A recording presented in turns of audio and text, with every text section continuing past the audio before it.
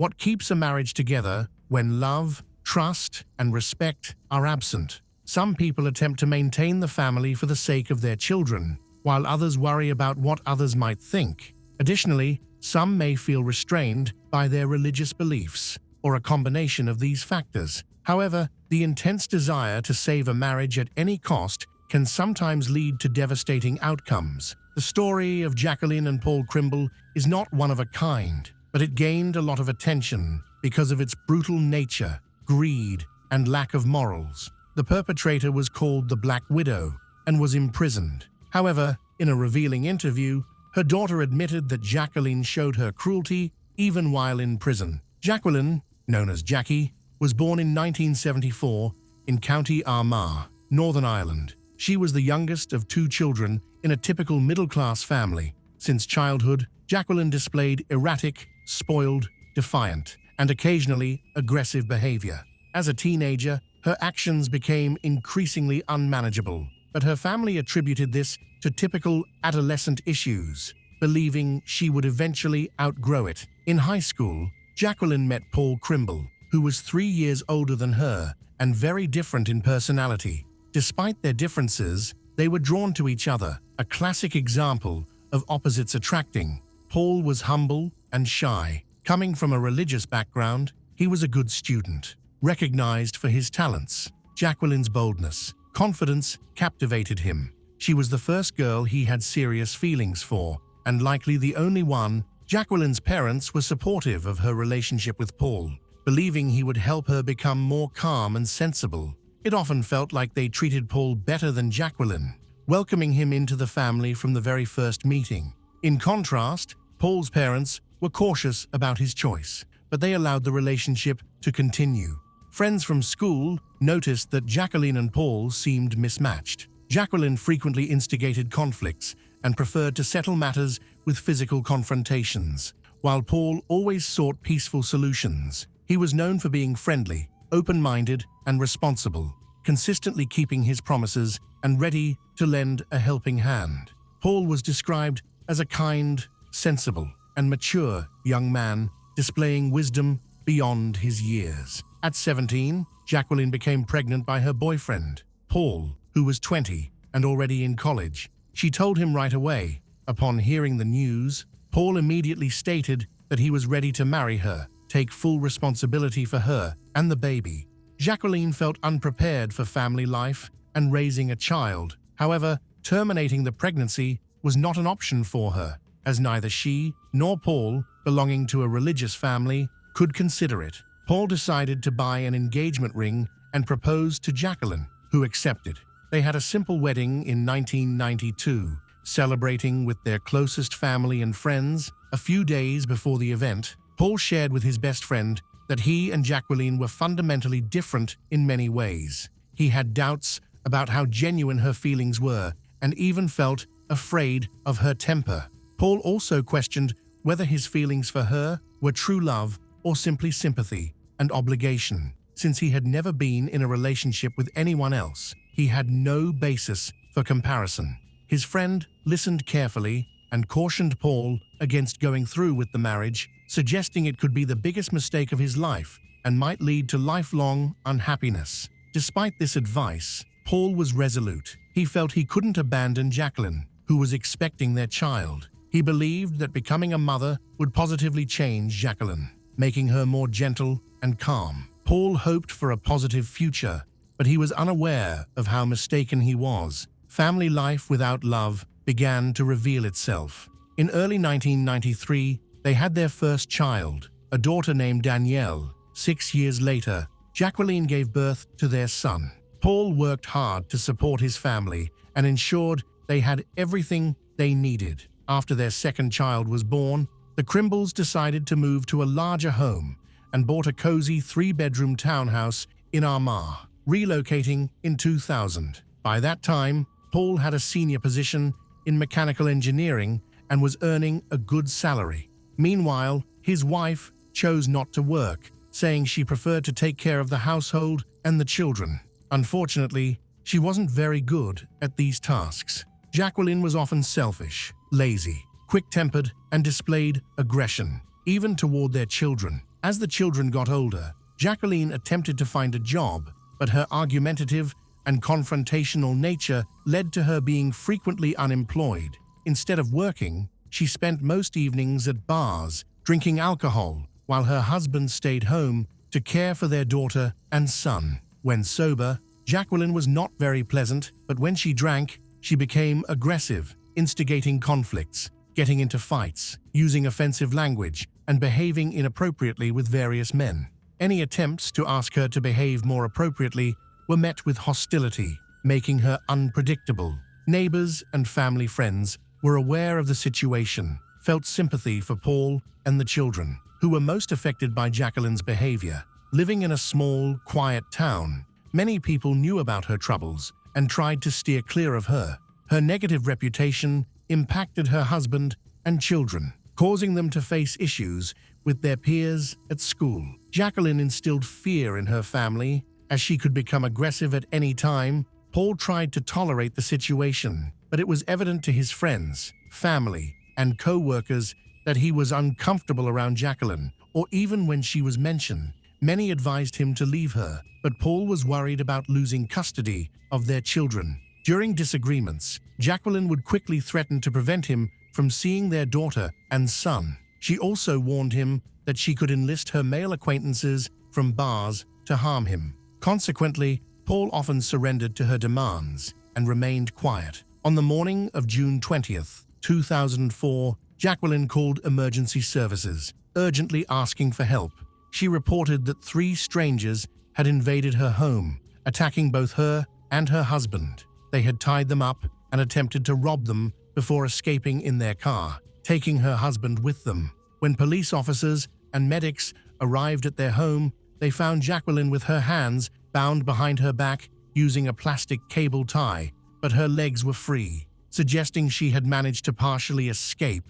Interestingly, she showed no visible injuries or bruises, despite claiming that the attackers had beaten them. Thankfully, their children were not at home, as they had gone to spend the weekend with their paternal grandparents. Jacqueline recounted that the night before, she and her husband had gone to a bar to unwind. After having a few drinks, they returned home after midnight. As Paul was about to open the front door, 3 masked individuals suddenly emerged from the shadows and forced their way inside. The intruders, armed with a gun, restrained the couple, physically attacked them, demanded money, and banned substance. Paul attempted to compromise with them, pleading for their release and promising not to contact the police. But this only made the attackers more aggressive. They struck him multiple times and began to suffocate him with a plastic bag, while Jacqueline looked on in horror. When the intruders realized there was no cash or illegal substances in the house, they decided to take the car, but inexplicably took Paul with them, leaving Jacqueline tied up and alone. After the criminals took Paul away, Jacqueline was able to reach the phone and call the police, using her toe to dial. She believed her husband might still be alive and urgently pleaded with the detectives to rescue him. Despite her frantic situation, Jacqueline seemed unusually calm, but the authorities found no reason to doubt her at the time. The investigators to start gathering evidence at the crime scene. They sought any information about the attackers, but Jacqueline stated that the criminals wore masks and she couldn't remember any distinguishing features like their clothing, speech, or physical traits. All she could confirm was that there were 3 male assailants. By Monday morning, less than a day after the attack, the search had begun. The Crymble family's car was found abandoned 3 miles from their home, parked in a deserted alley next to an empty house. Inside the trunk, authorities discovered the mutilated body of Paul. He showed clear signs of beating and torture. His hands were tied behind his back, his legs were bound with a cable tie, and his body was marked with numerous bruises. These criminals left no evidence behind, which was odd. When Jacqueline was informed about this horrifying discovery, she remained calm. It seemed that the violent loss of her husband, the father of her children, did not affect her much. Although she attempted to show surprise and grief, she did not shed a single tear and instead asked when she would be able to get her car back. Her unusual reaction raised suspicions, leading the police to scrutinize her. At first, Jacqueline's story was accepted without question and regarded as the only trustworthy version of events. However, her odd behavior as a widowed mother of two raised doubts among law enforcement, leading them to suspect she might be dishonest. Investigations revealed that her marriage to Paul had been deteriorating for a long time, and she was not an exemplary wife or mother. Neighbors, acquaintances, even her own children and parents had negative things to say about her. Additionally, it emerged that Jacqueline had been involved with a man named Roger Ferguson for several months. Roger, who lived with his mother on a farm in Armagh, was frequently seen with Jacqueline at various entertainment spots in town, where they were drinking. He would also visit her at home while her husband was at work and the children were at school and daycare. A day after the disfigured body was discovered in a car, Jacqueline went from being seen as a victim to the primary suspect, with Roger now viewed as a potential accomplice. While there were no reports of suspicious individuals seen in town, nearly everyone who had interacted with the victim shared negative opinions about her. It was soon discovered that the deceased man had an insurance policy worth £300,000, which would go to his wife upon his death. This created a potential motive for the investigation. Before, Jacqueline stated that she was able to call for help by using her toe on a button phone. However, during the first inspection of the crime scene, investigators observed that the phone was on the coffee table face down, while her hands were tied behind her back. This made it impossible for her to have flipped the phone over after making the call or to have dialed for help if it had been in that position from the beginning. Their computer search history showed unusual inquiries. Someone had been searching for information about life insurance payouts and procedures related to the death of a policyholder for several months. When Jacqueline was questioned about this, she insisted she had no knowledge of it and suggested that Paul might be interested. Roger, suspected of being an accomplice in the crime, had a strong alibi. His mother stated that he had stayed home all night because he was feeling unwell. She mentioned that, around 1:30 a.m., she was looking in the medicine cabinet for something to treat his stomach problems. Despite her convincing account, police did not remove her son from the list of suspects. The police tracked the suspects' locations on the night of the crime using their cell phone signals and found that Roger was not at home, as his mother had claimed. Instead, he was at the Crymbles' house for several hours. Roger continued his relationship with Jacqueline, and they were seen together at a bar the day after Paul's funeral. Interestingly, Jacqueline and Roger also visited a car dealership together to look at SUVs and discuss financing options for such a costly purchase. Roger's mother was with them during this visit, which raised further suspicions. The police believed that they had already made plans for how to use the insurance money following Paul's death, and they suspected that Roger's mother was likely aware of this. During interrogations, Jacqueline maintained that she never cheated on her husband and had no intention of harming him, but no one believed her anymore. Before the tragedy, she had started a job as a caregiver at a nursing home, but was fired within weeks due to ongoing conflicts and dishonesty. Despite this, she didn't inform her husband and pretended to go to work or have night shifts while staying at her lover Roger's house. Her deception was uncovered by chance when Paul met one of Jacqueline's former colleagues, who revealed the truth to him. When Paul confronted Jacqueline, it led to another heated argument. She threatened to leave him for her lover, take the children, and prevent him from interacting with them, which became Paul's biggest fear. To avoid losing his family, he chose to overlook her infidelity and could only confide in his closest friend, who later served as a witness in court, recounting Paul's situation. A cunning plan was in the works. Roger was not very bright. He was somewhat gullible and easily influenced. Jacqueline quickly took control over him, using her charm to make him do whatever she wanted. He would readily fight for her, which made her feel important. He was likely in love with her and believed everything she said. Meanwhile, Jacqueline complained to Roger about her husband, claiming he was rude, cruel, even abusive. Although these accusations were untrue, with each complaint, Roger grew to hate Paul more, thinking he was hurting Jacqueline and was the main reason for their unhappiness. Jacqueline planted the idea in Roger's mind that if her husband were gone, all their problems would disappear, allowing them to be together while also gaining a significant amount of money for a comfortable life. About 2 weeks before the tragedy, Jacqueline looked for people to help her commit the crime for money. However, after thinking it over, she and Roger decided against that plan. They believed they could do it themselves without leaving evidence or witnesses, ensuring they would receive the full insurance payout. On Friday, June 18th, Jacqueline took the children to spend the weekend with their grandparents. On Saturday, she encouraged her husband, Paul, to go out for drinks, to unwind and have a conversation. Paul happily agreed, believing it could improve their relationship, but he didn't realize it was a setup for something far worse. That night, patrons at the bar observed Jacqueline making significant efforts to intoxicate her husband, who doesn't drink. She bought multiple drinks and nearly forced him to take one shot after another. After midnight, she helped her unsteady husband leave the bar, and they were captured on surveillance cameras. This was the last time Paul was seen alive. The investigation uncovered a major timing issue.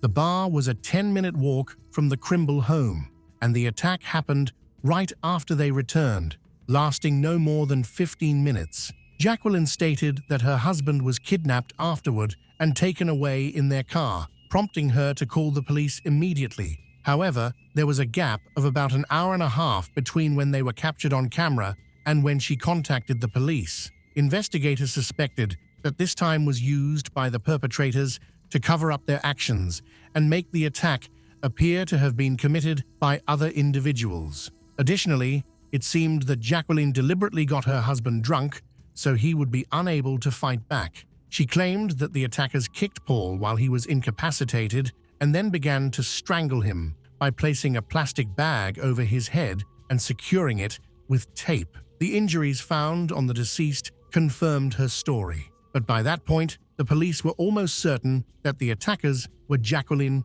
and her lover, Roger Ferguson. After a thorough investigation of the crime scene, clear evidence was uncovered. Detectives found a partially erased footprint of a man's shoe that had been poorly cleaned. The tread pattern matched Roger's shoes, but this alone is considered circumstantial evidence. More concrete evidence against the criminal couple emerged as well. In the kitchen trash, detectives discovered a cigarette butt with Roger's saliva on it, and a partial fingerprint from him was located on the cable tie that bound Jacqueline's hands. Additionally, Roger's fingerprints were found on the ties that bound the victim's hands and feet. The bag used to suffocate the victim contained sweat and oil traces from both of the suspects. The investigation revealed another person involved in this violent crime, Colin Robinson, 17, a minor acquaintance of Roger.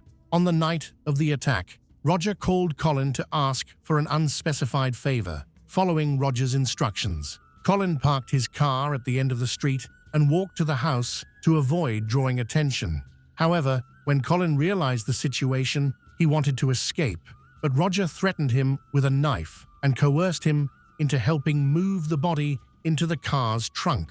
Afterward, they drove the car to a secluded area and abandoned it. Initially, Colin denied any involvement in the crime, but during a second interrogation, he broke down and started to confess. The trial and sentencing took place after a thorough investigation that lasted several months. During this period, investigators collected solid evidence, interviewed witnesses, and obtained a confession from the third person involved in the crime. However, the trial only started in spring 2007, nearly 3 years after Paul Crymble was killed. On May 7, 2007, Jacqueline Crymble and Roger Ferguson were convicted of premeditated murder with the intent of collecting insurance money. Jacqueline received a 20-year prison sentence, while Roger, her lover and accomplice, was sentenced to 18 years. Colin Robinson, the young accomplice, received a 3-year sentence for aiding the criminals and trying to conceal the criminal.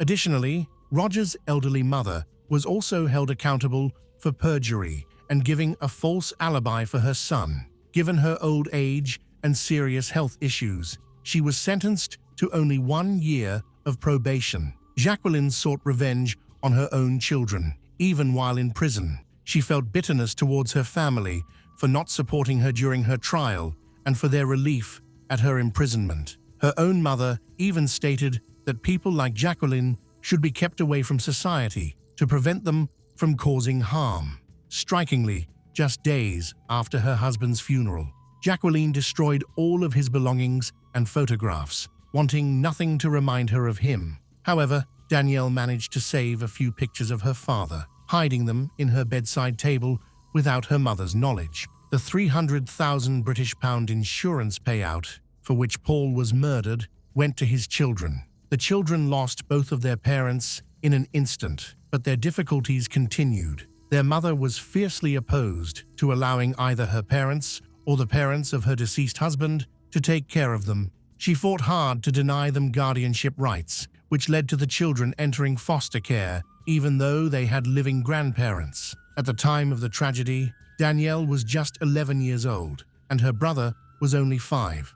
Jacqueline managed to keep her parental rights and tried to manipulate her children from prison. She wanted them to publicly claim her innocence and used various pressure tactics to do so. For instance, she promised to approve their school trips if they visited her in prison, but she tricked them. During the visit, she insisted they testify for her and refused to sign the permission slip. As a result, they were the only ones in their class who couldn't go on weekend trips. Danielle is now living in Basingstoke, working at a daycare and in a relationship with Simon Bryce, an engineer, her brother, who has a solid education and has relocated to London. The harrowing tale of Jacqueline and Paul Crymble underscores the devastating consequences of a marriage sustained by obligation rather than love, trust, or respect. Jacqueline's calculated murder of her husband, driven by greed for a £300,000 insurance payout, and executed with chilling ruthlessness alongside her lover, Roger Ferguson, not only claimed Paul's life, but also irreparably fractured their family. The children, Danielle, and her younger brother were left to grapple with the loss of their devoted father and the betrayal of a mother whose cruelty persisted even from behind bars. Despite inheriting the insurance money, no financial remedy could heal the emotional wounds inflicted by Jacqueline's actions or restore the stability stolen from their childhoods. This case serves as a stark cautionary tale. Clinging to a toxic relationship under the guise of duty or societal pressure can lead to catastrophic outcomes, leaving a trail of heartbreak and irreparable loss. The story of Meredith Lynn Sullivan Chapman, 33, captured national attention and was one of the most talked about cases of 2018. Born on January 31, 1985, in Newark, Delaware. Meredith was the youngest of 3 children in the Sullivan family. She was raised in a loving environment, supported by her older brother, Thomas, and sister, Jessica, cherished her. The Sullivan family was financially stable, and her parents ensured that their children received an excellent education while also encouraging them to pursue their personal interests and talents. However, everything changed for Meredith when she was in middle school, as her parents decided to divorce. Fortunately, the separation was friendly, with no significant arguments or legal battles, and both parents continued to be actively involved in their children's lives. Although Meredith found the divorce emotionally challenging, she always felt cared for and loved. Meredith was a kind, outgoing person who easily made friends. Her cheerful and engaging personality made her popular among her peers. From a young age, she excelled in school. Learning came easily to her. She was curious, quick to grasp new concepts, and always willing to take the lead. In addition to her academic success, she had a strong passion for painting and was also very active in sports. During high school, she focused on cheerleading, eventually became the team captain. Even as a teenager, Meredith displayed determination and confidence, working hard to achieve her goals. Despite her drive, she treated others with fairness and respect, earning the admiration of both her classmates and teachers. After graduating from high school, Meredith began her studies at the University of Delaware, focusing on corporate communications and social sciences. She quickly adjusted to college life, excelled academically, and received a merit-based scholarship. Meredith stayed active in cheerleading, even giving presentations on it. Additionally, she participated in tennis, dance, and theater productions at the university. In her junior year, she secured an internship at a radio station in Philadelphia, where she managed the station's social media. This experience aligned perfectly with her career goals and deepened her passion for communications. Meredith joined an elite student organization, taking on a significant role that helped her build connections for her future career. For her senior project, she created a documentary about Joe Biden, which received notable recognition, including a nomination for a regional Emmy Award. This success opened opportunities for her in the media and communications field. After graduating with a bachelor's degree in 2007, Meredith worked on Capitol Hill as communications manager for U.S. Congressman Mike Castle and ran a winning campaign for former Delaware State Treasurer Chip Flowers. Her ambition and strong work ethic enabled her to excel in fast-paced environments, and she consistently pursued opportunities for intellectual growth. While in college, Meredith met a slightly older young man named Luke Chapman, who was also a graduate of the University of Delaware. They quickly formed a connection and began dating. Meredith and Luke shared many similarities. Both were intelligent, ambitious, and highly motivated. Luke, like Meredith, aimed for a career in public service, eventually became a member of the New York City Council. For a period, their professional journeys aligned. They both achieved significant accomplishments in their fields. Meredith and Luke had a good income and, shortly after their wedding, bought a large home in a quiet and upscale neighborhood in Fairfield Crest. They chose to delay starting a family to concentrate on their careers in politics. They also adopted a golden retriever named Indy, whom they cared for with the same dedication that others might show to a child. After several years, Meredith changed her career significantly. She left the field of politics to pursue a career in education. She obtained a master's degree in education and returned to the University of Delaware, her former school, where she began teaching public relations and digital marketing courses.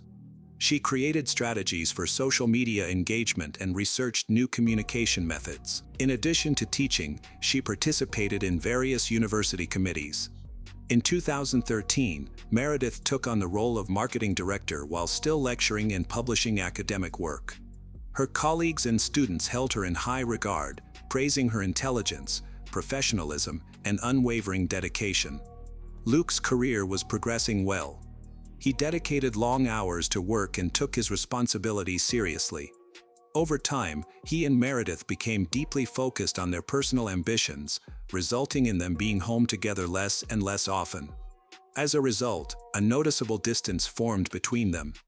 Although they appeared to have a perfect relationship on the outside, the connection between them had faded. Conversations about starting a family had stopped, and their marriage felt more like a formality than a true partnership. However, neither of them rushed to end the relationship, as their living arrangement was functioning adequately. They cohabited more like roommates than spouses, managing their own finances and daily routines separately. There were no fights or confrontations. In public, they projected an image of happiness. No one in their social circle knew what was really happening behind closed doors. In 2016, Meredith chose to re-enter politics, this time as a candidate rather than an assistant or staff member.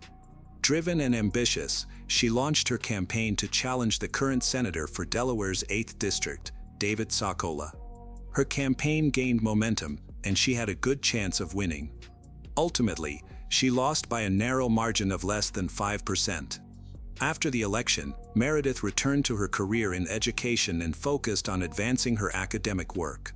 By 2017, she decided to hire an assistant, specifically a creative director, to oversee marketing efforts.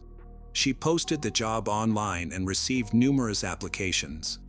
Meredith personally interviewed each candidate, but one, a 49-year-old named Mark Gerardo, particularly impressed her. He met all the qualifications for the role in terms of experience and skills. During the interview, he made a positive impression and agreed to start working immediately. At that time, Mark was living in North Carolina but was ready to move for the position. He had been married to Jenner Gerardo, but she stayed behind initially to sell their home and finish other obligations before relocating to join him. Mark proved to be a thoughtful, intelligent, and well-educated person with a strong background in marketing. He exceeded expectations right from the start. He quickly built a good working relationship with his new supervisor, and they found common interests almost immediately. Mark was 16 years older than his young boss. At that time, Meredith had grown emotionally distant from the husband she had been with for nearly 10 years, as both were heavily focused on their careers. Mark's situation was more complex. He had been married for almost 25 years and had remained committed to his wife during that time. As co-workers, they developed a close bond. Their teamwork was seamless, and they had a silent understanding of each other. Mark was dependable, efficient, and skilled. However, beneath their professional connection, a deeper relationship was beginning to form, unnoticed by others. For Meredith, Mark became more than just a trusted colleague. She felt comfortable sharing her personal thoughts and feelings with him, which meant a lot to her. In her busy pursuit of success, she had little time for friends, family, or meaningful conversations. Even her husband felt more like a stranger than a partner. But with Mark, she felt calm, safe, and truly understood. She eventually stopped resisting and invited him to spend time together outside of work. Just 2 weeks after Mark moved to Newark, Meredith suggested they meet after work at a local bar to relax. She wanted to have a conversation in a more casual setting. That evening, Mark opened up to her and, for the first time, shared his story. Mark Gerardo was born in 1968. His parents were strict and deeply religious, enforcing high standards of obedience and discipline in their large family. From an early age, Mark understood the importance of hard work and performed well in school. When Mark was 18, he met Jen Eyre, who was 16 and working as a waitress at a fast food restaurant. He often visited the restaurant, captivated by the girl behind the counter, but he never mustered the courage to talk to her or share his feelings. Jen Eyre and her family eventually moved to a nearby town, causing her to lose touch with Mark for several years. In 1990, they met again at a local shopping center where Jen Eyre worked as a sales associate. Mark was excited to see her but felt too shy to make a move. Noticing this, Jen Eyre took the initiative and asked him out first. Their relationship quickly grew deeper, and in 1992, Mark proposed. Jen Eyre happily accepted, and less than a year later, they got married. Mark and Jen Eyre, newly married, settled in Indianapolis, Indiana, where they purchased a home together. At this point, Mark had completed his degree in graphic design and landed a well-paying job in that field. Jen Eyre was successful as a real estate agent, so they enjoyed a comfortable lifestyle. Although they never had children, they adopted 3 dogs that they treated as part of their family. To their friends, neighbors, and relatives, Mark and Jen Eyre appeared to be a perfect couple, deeply in love and genuinely happy. They rarely had public disagreements. Their home was known for its peaceful atmosphere. Both were strong, independent individuals with stable incomes and lives. By the mid-2000s, after being together for over 20 years, the Gerardos faced difficulties. Mark experienced the loss of both his parents in a short time, while Jen Eyre, who had put a lot of effort into starting her own business, encountered significant financial troubles. Overwhelmed by emotional and financial stress, they decided to make a big change in their lives. They sold their house and moved to the peaceful town of Greenville, South Carolina. Mark quickly secured a stable job in marketing, while Jen Eyre opted to focus on family life as she looked for the right job opportunity. During this time, they traveled a lot and spent quality time together. The emotional distance that had developed between them began to disappear. Their relationship rekindled, and for a year and a half, they experienced what felt like a second honeymoon. In 2017, Mark started looking for new job opportunities to find a more fulfilling role with better pay. During his search, he found a job posting from Meredith. The couple was not afraid of the move. Mark went ahead first because the job needed him to start right away, while Jen Eyre stayed behind to sell their house and take care of local affairs. She planned to join him in Newark about a month later. That evening, Mark shared his story with Meredith, who listened carefully. In return, she talked about her own life, including her career successes and the slow deterioration of her marriage.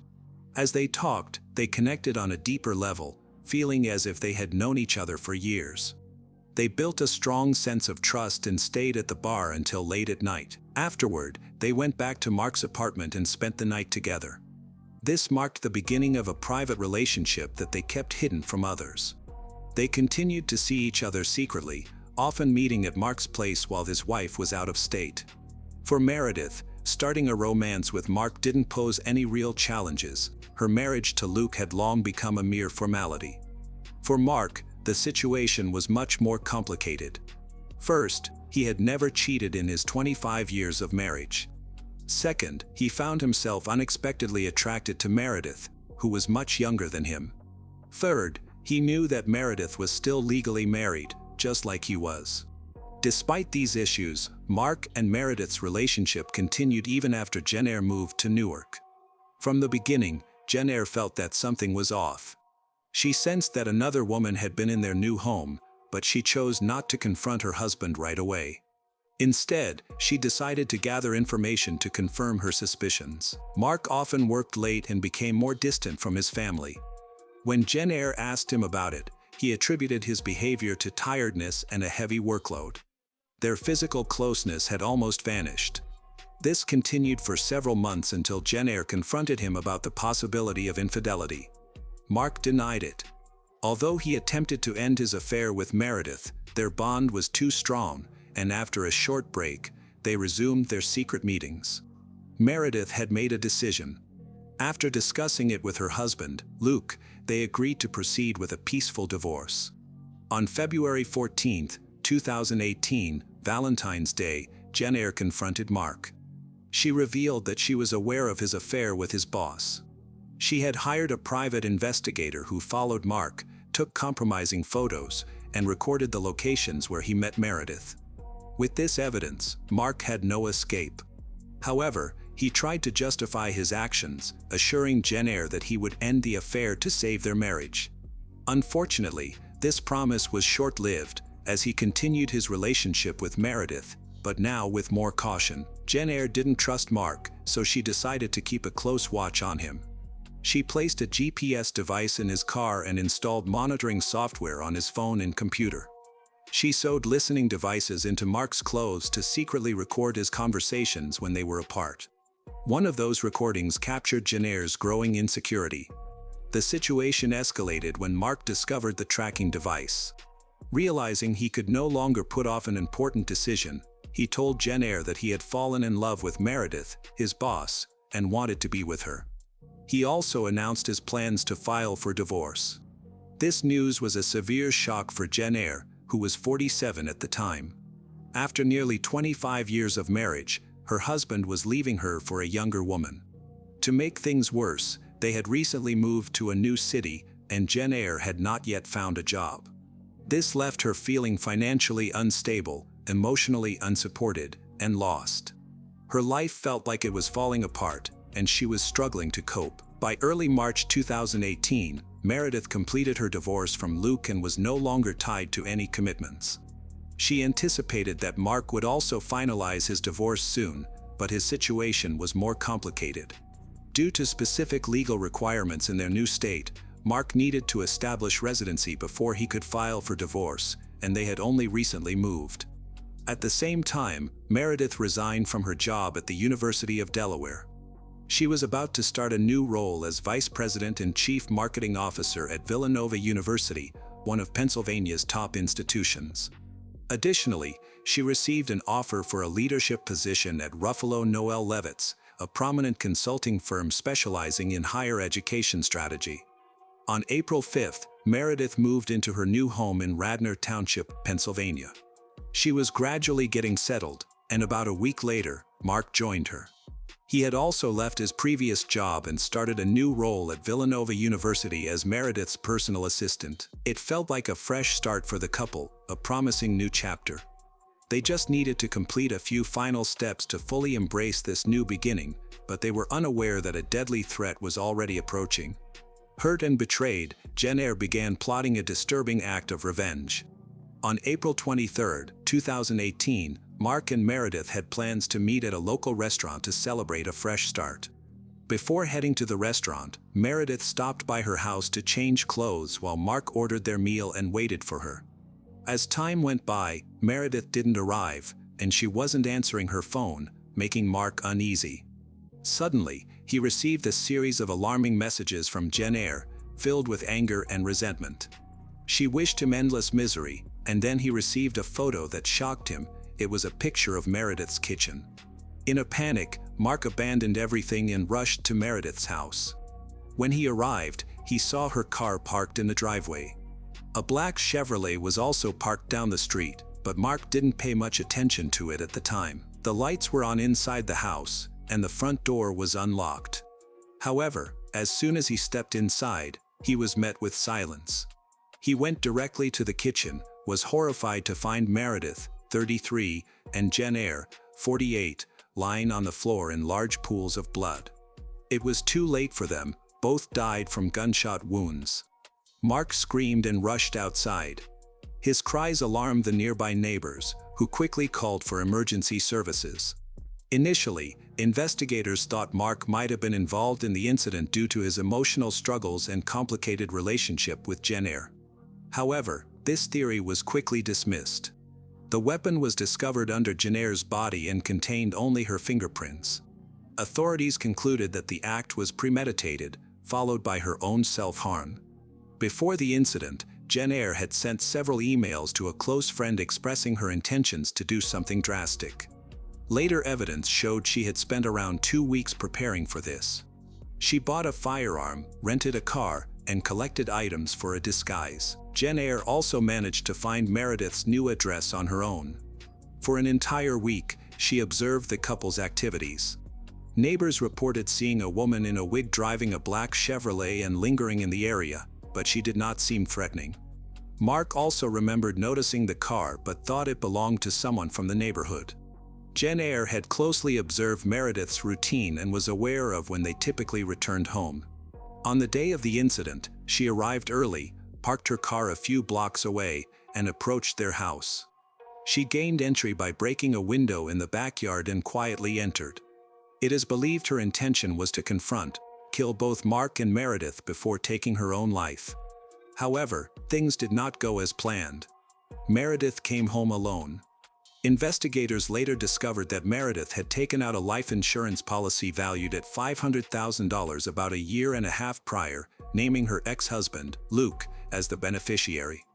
After the divorce, this designation had not been changed. As a result, Luke Chapman became a person of interest as authorities looked into possible indirect involvement in the case. However, this theory was ultimately ruled out due to insufficient evidence. The investigation took only a few days, and authorities quickly closed the case, concluding that the responsible person was deceased, that there were no other suspects. Mark was exonerated but faced significant public and media scrutiny. Rather than withdrawing, he decided to speak out, giving interviews and appearing on talk shows to discuss the events in detail. A year later, Mark released a memoir detailing his relationships with both women and the circumstances surrounding the tragic incident. He expressed how deeply the experience affected him, noting that he never expected the woman he had been with for nearly 25 years could do something so devastating.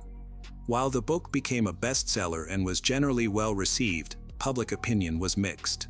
Some critics accused him of exploiting the situation and profiting from the tragedy by sharing his personal story. Meredith's family sued Luke after he refused to return the life insurance money he received after her death. The court ruled in his favor, ordering him to return only 10% of the total amount to her family, as the judge found no malicious intent on his part. Meredith had not expected to die and had not updated her policy before her passing. After she died, her remains were cremated, and her urn was given to her parents. Jen Eyre Gerardo was buried in her hometown of Fort Wayne, Indiana. Many still believe that Mark was also meant to be a victim that night but narrowly escaped a tragic fate. Timothy Wiltsey was born on August 6, 1985. His family called him Timmy. By 1991, when he was 5 years old, he lived with his mother, Michelle Ludzinski, in the small town of South Amboy, New Jersey. On Memorial Day weekend, which also marked the end of the school year, Timothy and Michelle went to a carnival at an amusement park in the nearby town of Sayreville. On May 25, 1991, Michelle's 14-year-old niece, Jennifer Blair Dilcher, and her mother came to visit. However, their plans changed, and they could not go to the carnival together. Michelle and Timothy arrived at the park around 7 p.m. Michelle bought several tickets for the rides, and then they walked over to a soda machine. While she turned away for a few minutes to pay for the drinks, Timothy disappeared. Jennifer was supposed to be picked up by her mother's friend, who was her babysitter. They arrived 15 minutes late and found Michelle frantically looking for her son. As soon as she saw Jennifer and the nanny, Michelle explained that she had been momentarily distracted. Now her son was missing. The group decided to split up and search for him. Jennifer and her nanny quickly found a police officer in the park and asked for assistance. Meanwhile, Michelle spoke to the officer, describing her son Timothy as wearing a tank top, shorts, and sneakers with Teenage Mutant Ninja Turtles on them. She filed a report about Timothy's disappearance, prompting the officer to start searching the park. The celebration was paused, and the area was cordoned off for a thorough investigation. That evening, the search area widened to include nearby forests and beyond. Finding Timothy quickly was proving difficult. Sadly, there were no surveillance cameras in the area at the time. The following day, multiple search teams were sent out. The local authorities provided a helicopter and a team of divers to check 2 nearby ponds. Hundreds of volunteers joined the search and rescue efforts, covering a large area. Many law enforcement officers worked alongside them in the park and its surroundings over the next few days, but they were unable to locate Timothy. During this difficult time, Michelle's family supported her. According to her father and sister, she appeared to be a devastated mother. Michelle never imagined that such a tragedy could happen to her. Just a few weeks earlier, she had bought a graduation dress for her child's kindergarten ceremony.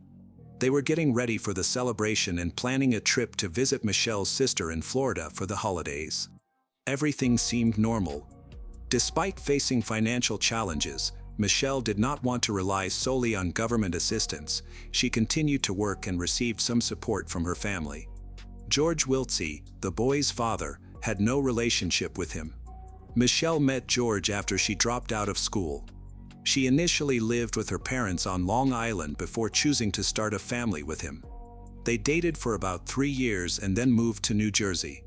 While in New Jersey, Michelle became pregnant and gave birth to Timothy in 1985, with George being 18 and Michelle 17 at the time. They decided to expand their family, but eventually moved to George's home state of Iowa. Unfortunately, they struggled to create a stable life together. 6 months after the move, Michelle returned to New Jersey, first living with her sister and her husband. Later, she moved into a rented apartment with Timothy and cut all ties with George. Michelle didn't reveal why she and George broke up, but she prevented him from seeing their son afterward. George didn't provide child support, and Michelle rejected his assistance. She even sent back all the items he mailed for their son. People who knew them suspected that banned substance use might have played a role in their breakup, and George had physically assaulted Michelle at least once. George, however, argued that Michelle longed for New Jersey and her family, which led her to distance herself from him. In the spring of 1991, Michelle, a 23-year-old single mother, was raising her 5-year-old son on her own. She was the only provider for both of them and was determined to create a stable life, which meant she often had to switch jobs. However, her limited education made it difficult to maintain consistent employment.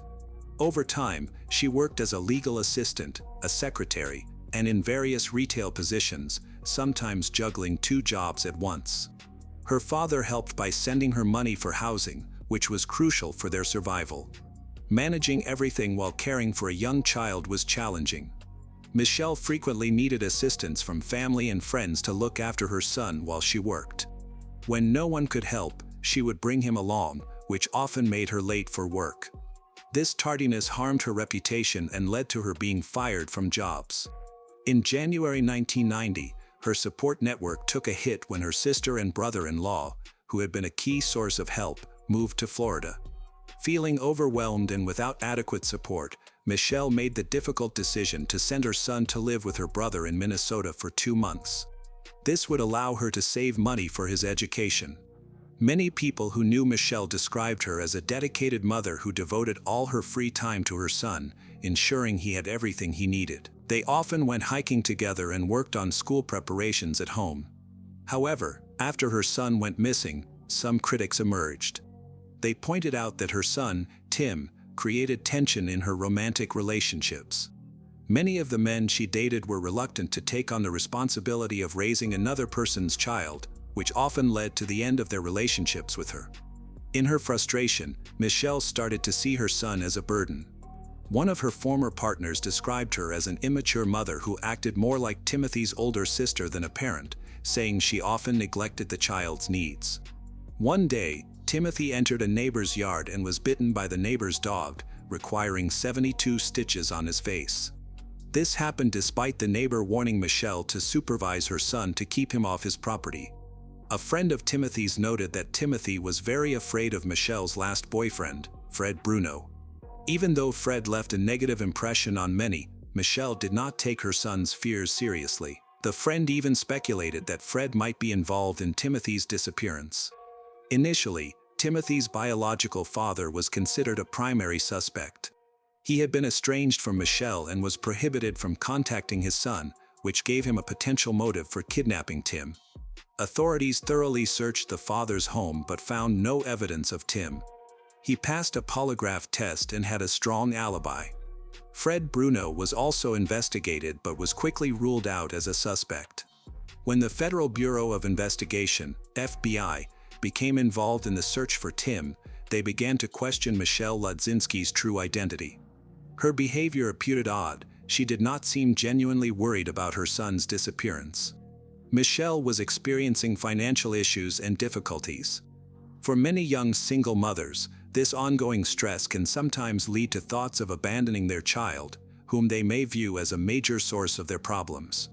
Some mothers choose to place their children with relatives, some give up their parental rights, and tragically, some even harm their children. As a result, Michelle quickly became a primary suspect in the case of her son's disappearance or potential murder.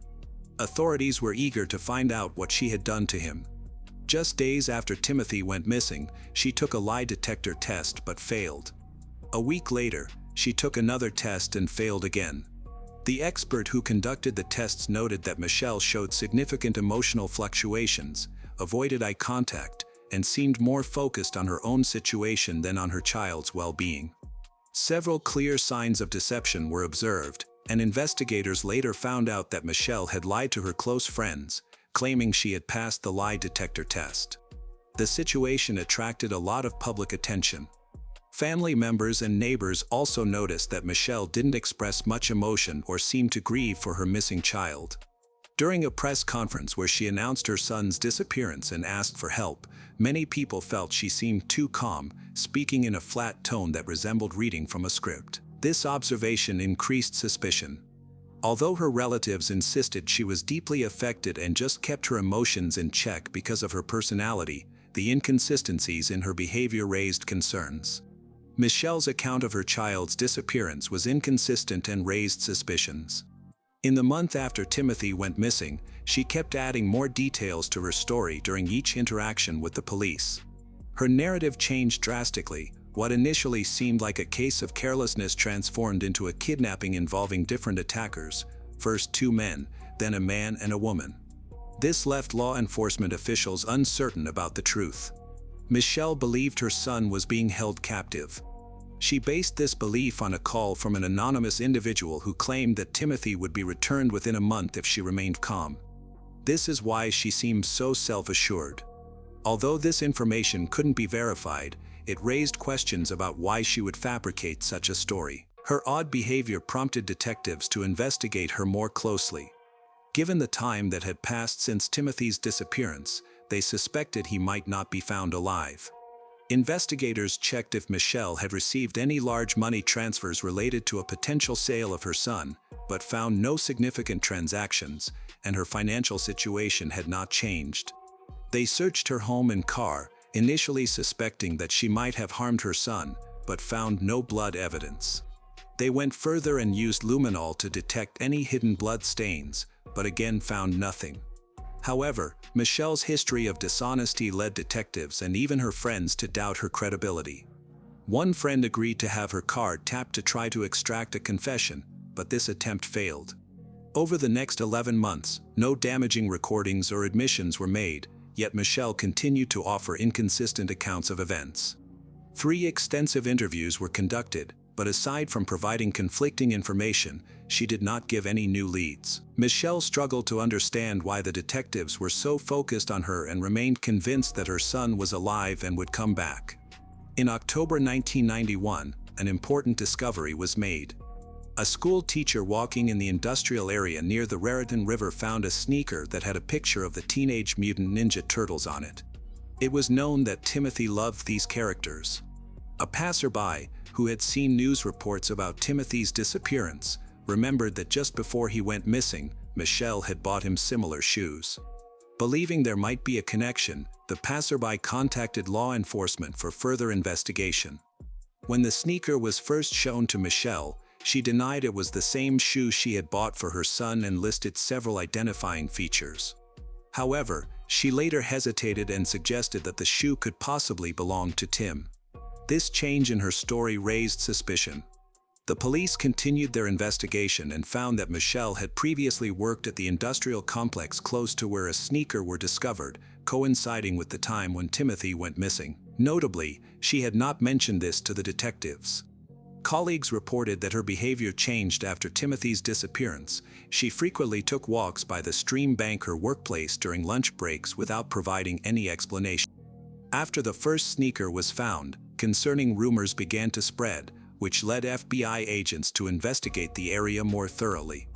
During a search along the stream bank, investigators found a skull and 10 other bones in and around a truck tire that had been dredged from the bottom of Red Root Creek.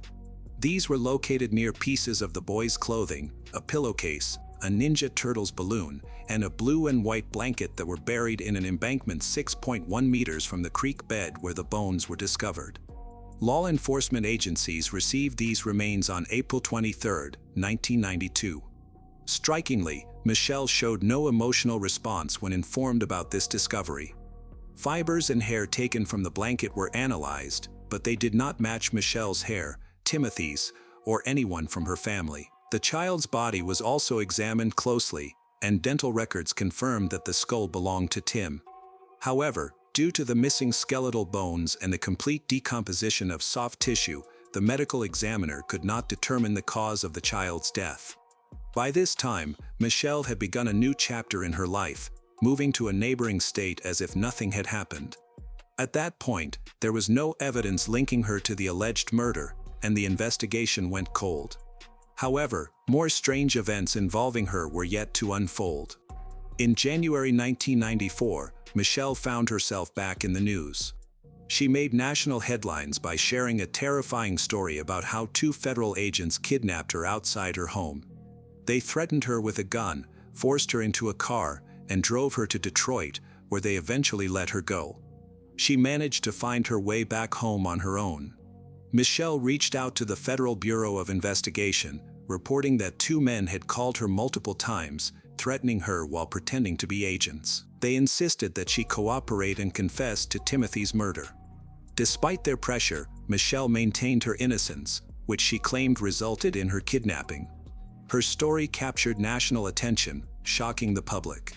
Opinions were sharply divided. Some people were furious and called for the authorities to stop harassing her, while others supported the agents' unorthodox methods to extract a confession from a woman they suspected of killing her son.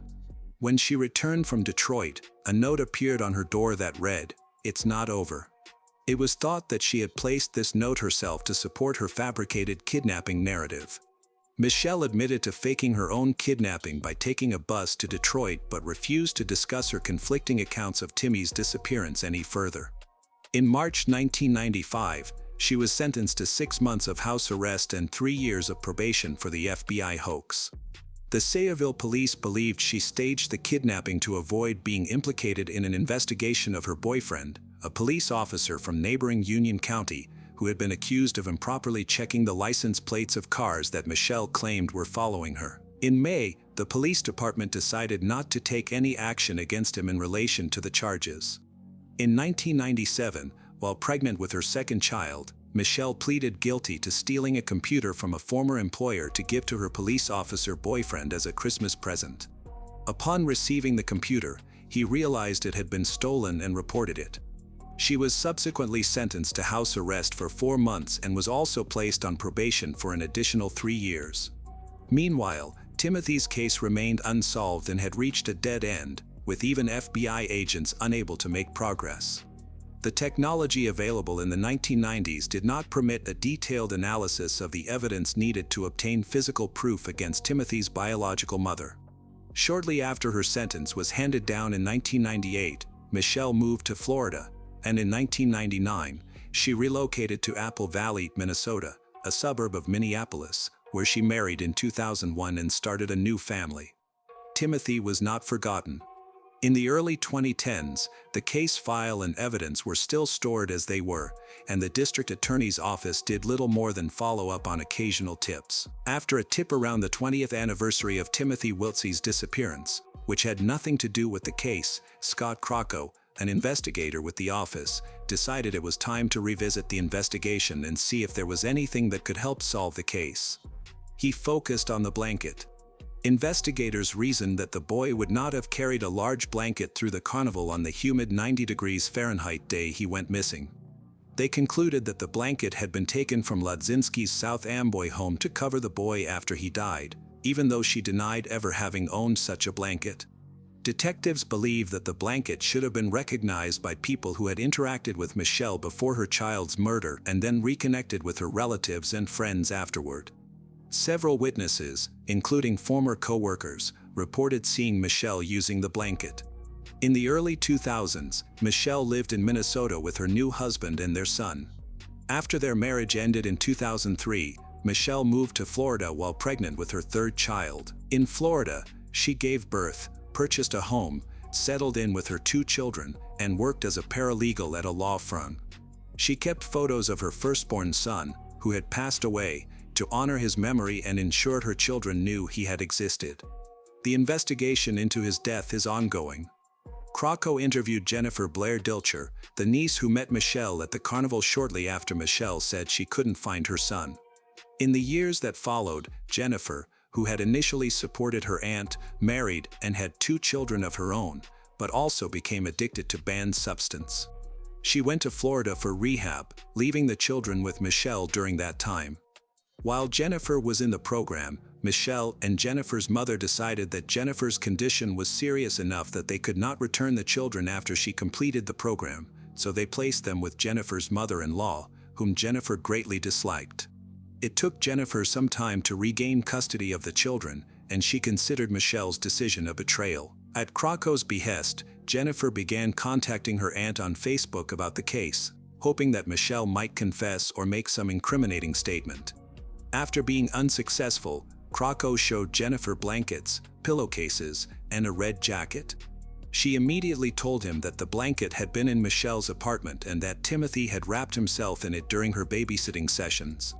2 other women who helped care for Timothy also recognized the blanket. This evidence established a crucial connection.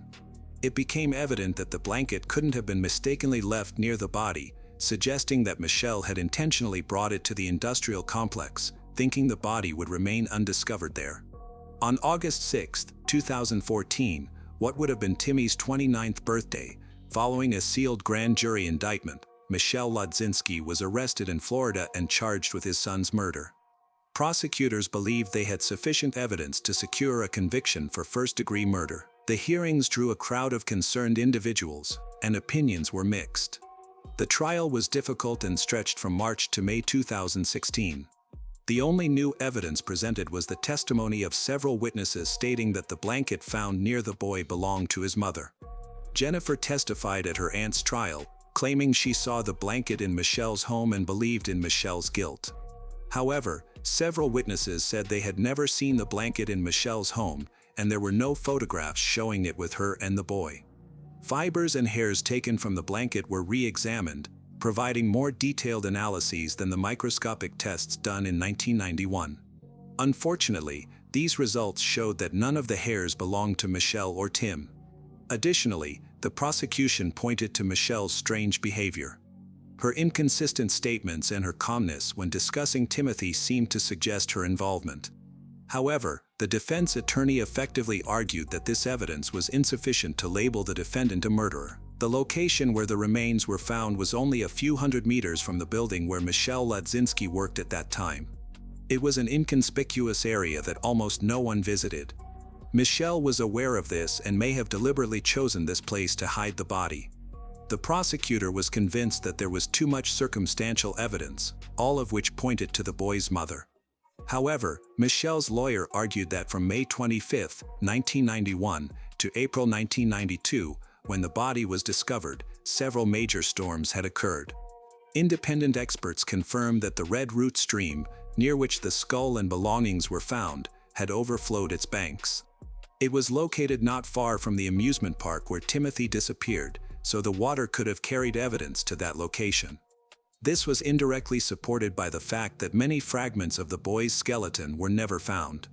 The prosecutor's approach had evolved since the investigation in the 1990s. They argued that Timothy had never gone to the amusement park. He had actually been missing long before then. A new theory was presented to the jury. Michelle had gone to the park alone after disposing of her son and had asked relatives to pretend an abduction had occurred. Meanwhile, Michelle's testimony kept changing. The defense attorney provided an explanation for Michelle's unusual behavior. An independent psychiatric evaluation revealed that she has antisocial personality disorder, which may have contributed to her confusing and inconsistent stories. The lawyer noted that the disorder became particularly evident in 1991, right after her son went missing. This was used to explain her strange actions, which were seen as responses to extreme stress and trauma. The evaluation confirmed the diagnosis, with evidence suggesting troubling behaviors. Consequently, the lawyer argued that Michelle's dishonest claims, including her stories about kidnapping, were a result of her illness. At trial, the prosecution argued that Michelle had murdered her son. They claimed that due to giving birth at a very young age, she faced ongoing financial and emotional challenges. Timothy had grown up during a particularly tough time in Michelle's life. Timothy did not have a relationship with his father, George. Michelle kept George from having contact with him and consistently turned down any offers of assistance. With no support system, she struggled to improve her circumstances, and her relationships with men were unsuccessful, which further complicated her situation. The Ladzinski family was divided during the hearings. Michelle's father and sister believed she was a good mother, while her brother and niece, Jennifer, suggested she may have been involved in Timothy's death. Michelle's defense also presented testimony from an Arizona man who claimed that a former inmate from Georgia had confessed to him that he had abused and killed a young boy somewhere near Atlanta. The testimony did not provide any evidence that the man was in the Sayreville area at the time of Timothy Wiltsey's disappearance, and the man himself denied this on the stand. Prosecutors further questioned the Arizona man's credibility by pointing out that he had previously accused another man of assaulting and abusing him. Another witness testified for the defense about a possible third party, a resident of an apartment complex near the festival, who saw several men throw something about 4 feet long, wrapped in white cloth, into the trunk of a car before driving away quickly without turning on the headlights. After hearing testimony from 68 witnesses, the jury began deliberating in May. The next day, a week before the 25th anniversary of Timothy's disappearance, the jury returned a guilty verdict for first-degree murder. Sentencing was scheduled for August 2016 but was postponed as Michelle's attorneys appealed the judge's earlier rulings regarding jury misconduct and insufficient evidence. Shortly thereafter, the defense moved for a judgment of default, requesting the judge to vacate the conviction and acquit her on the grounds that the evidence was insufficient for a reasonable jury to convict. The judge denied this motion, and in January 2017, he sentenced Michelle Ladzinski to 30 years in state prison without the possibility of parole. After the trial, the jury told reporters that their opinions were mixed. Not all of them believed she was guilty. They were particularly influenced by the unusual testimony from Michelle, which implied that she was hiding something. However, they questioned why she would do that if she were innocent. Immediately after, Michelle's defense team approached the case with renewed determination. They aimed to have her acquitted, emphasizing that there was no physical evidence linking her to Timothy's death. Extensive checks and tests were conducted, but there were no traces of the boy's blood or any indication that Michelle had harmed him or concealed his body. After their appeal was denied, the lawyer escalated the case to the Supreme Court, highlighting the uncertainty surrounding Timothy's cause of death. He proposed that Timothy might have simply run away from the park and died from natural causes, insisting that no one had killed him.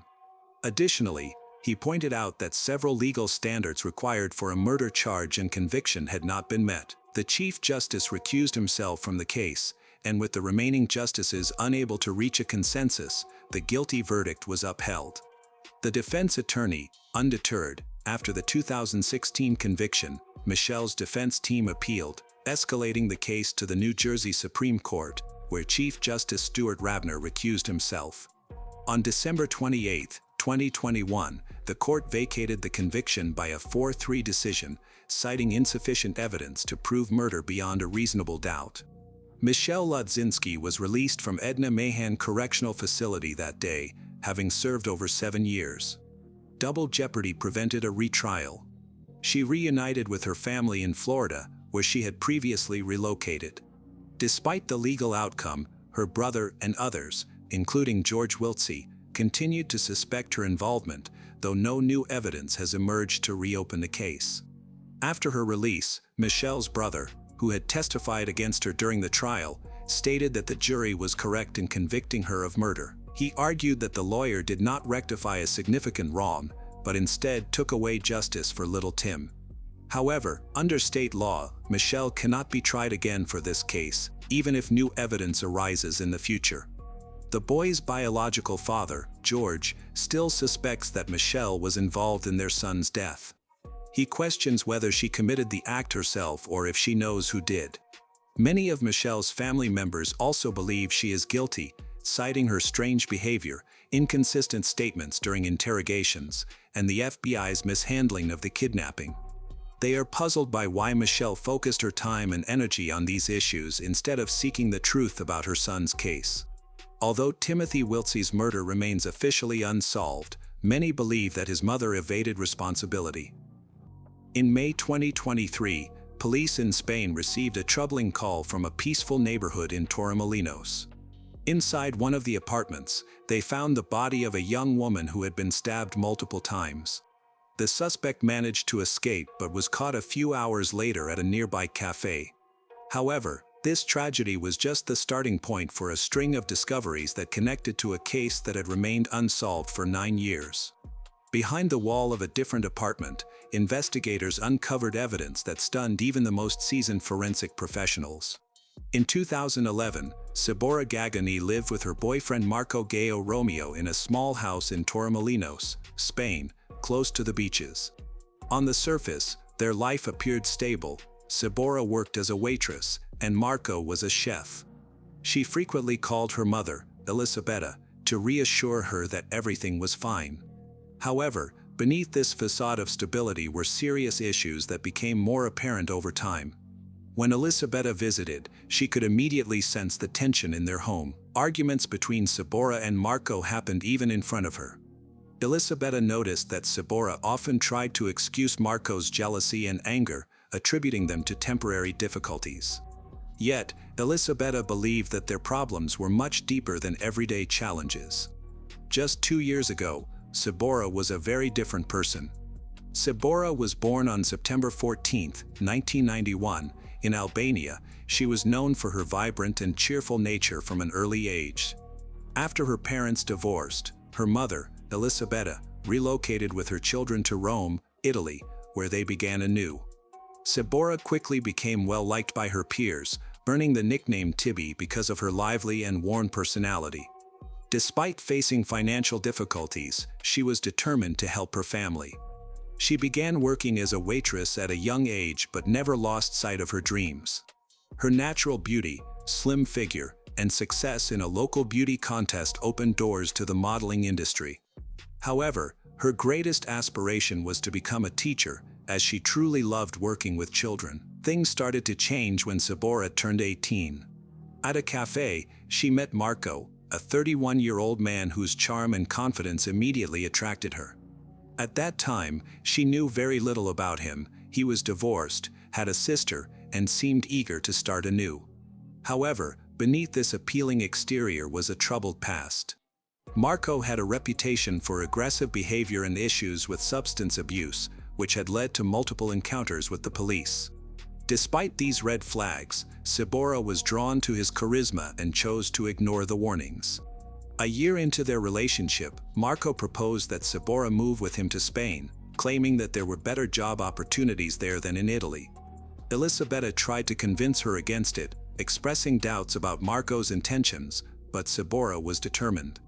She believed this move would be the start of a new chapter where she and Marco could create a happy life together.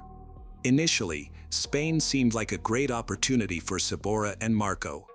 Sabora quickly secured a job as a waitress, while Marco found work as a pizza chef. They rented a cozy home, and Sabora shared her hopeful plans with her mother. Unfortunately, their stability didn't last long. Marco started losing job after job, often blaming his employers for his failures. His frustration and jealousy intensified, leading to a rise in his aggressive behavior, which escalated from small disagreements to serious conflicts. When Elisabetta visited Spain to check on Sabora, she was taken aback by the situation. Sabora, once vibrant, confident, now appeared withdrawn and subdued. Marco showed his irritation openly in Elisabetta's presence. Their arguments became louder. Despite these significant issues, Sabora continued to defend Marco, reassuring her mother that everything would get better.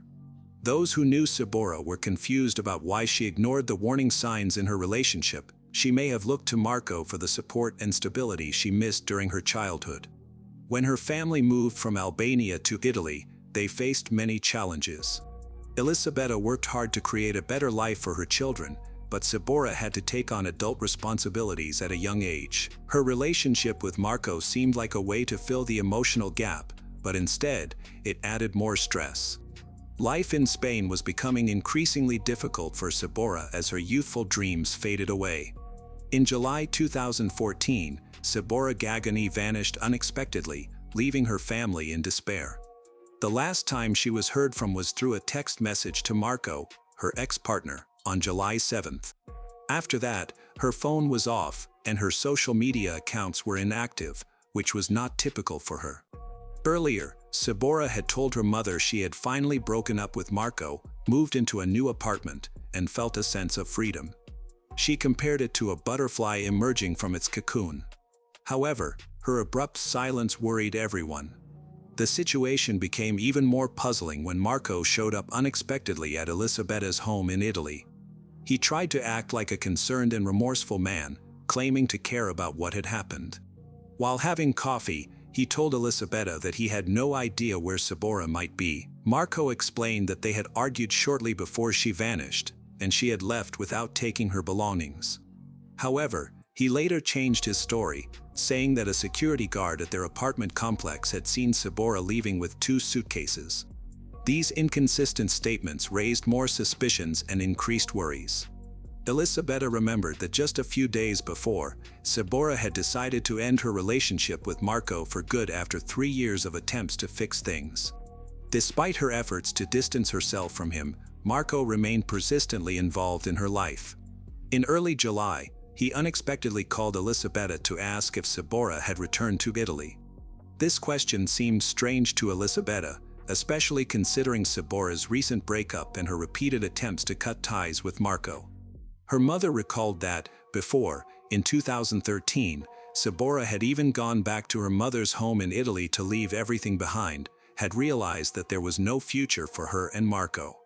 However, Marco refused to let go. He traveled to Italy to see Sabora, begging her to give him another chance and promising to change, even proposing to her. Ultimately, exhausted by their turbulent relationship, Sabora succumbed to his promises. Unfortunately, the same cycle of jealousy, control, and aggressive behavior soon returned, disrupting her peace once again. At one point, Sabora told her mother that if she ever left Marco for good, she might have to disappear completely because she feared he wouldn't let her go. In the following months, Sabora made frequent trips to Italy, likely because her Spanish residency permit had expired.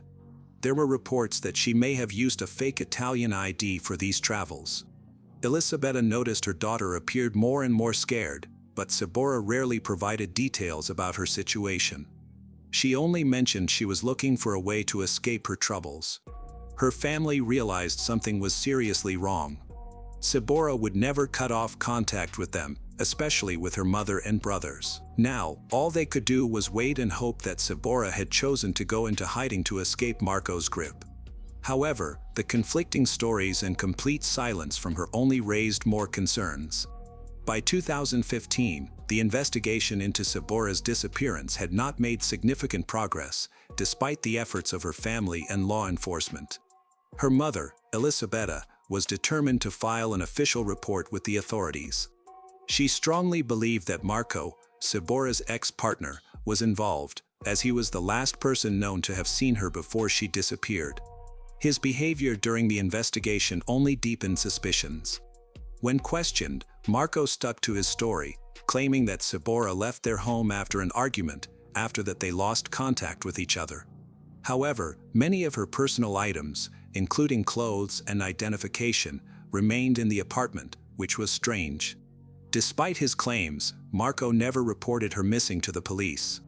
Instead, he claimed he tried to find her himself by printing and distributing flyers in their neighborhood. He also provided conflicting theories about where she might be, suggesting at one point that she had traveled to Argentina or had been seen with an unknown man with whom she allegedly had a confrontation.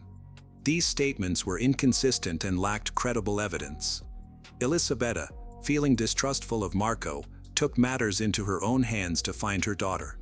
She contacted the media and a specialized organization that helps raise awareness about missing persons cases. As a result, photos of Sabora and requests for information started appearing in both Italian and Spanish news outlets. However, these efforts did not lead to any new information.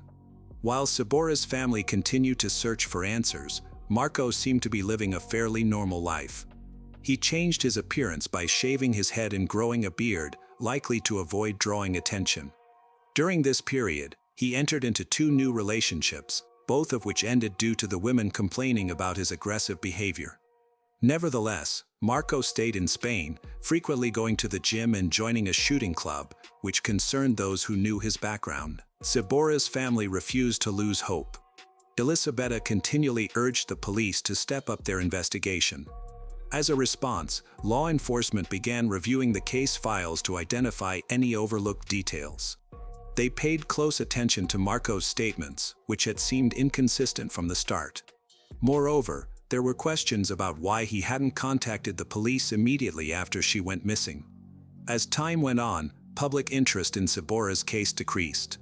Despite her family's relentless search for answers, Marco, who was still in Spain, seemed to adapt to life after her disappearance. To his neighbors, he seemed friendly, focused on fitness and socializing. However, concerns about his character lingered due to his past relationship with Sabora and complaints from his new partners. While Sabora's family held on to hope for updates, the investigation remained stalled. Authorities broadened their search using international missing persons databases, but these efforts produced no leads. For those who knew Sabora well, the uncertainty about her fate was agonizing. By 2023, Marco seemed to have changed his life for the better. He was now living with a new partner, Paula, and they had a child together. Yet, beneath this seemingly fresh start, the same problems that troubled Marco for years persisted. His relationship with Paula was unstable.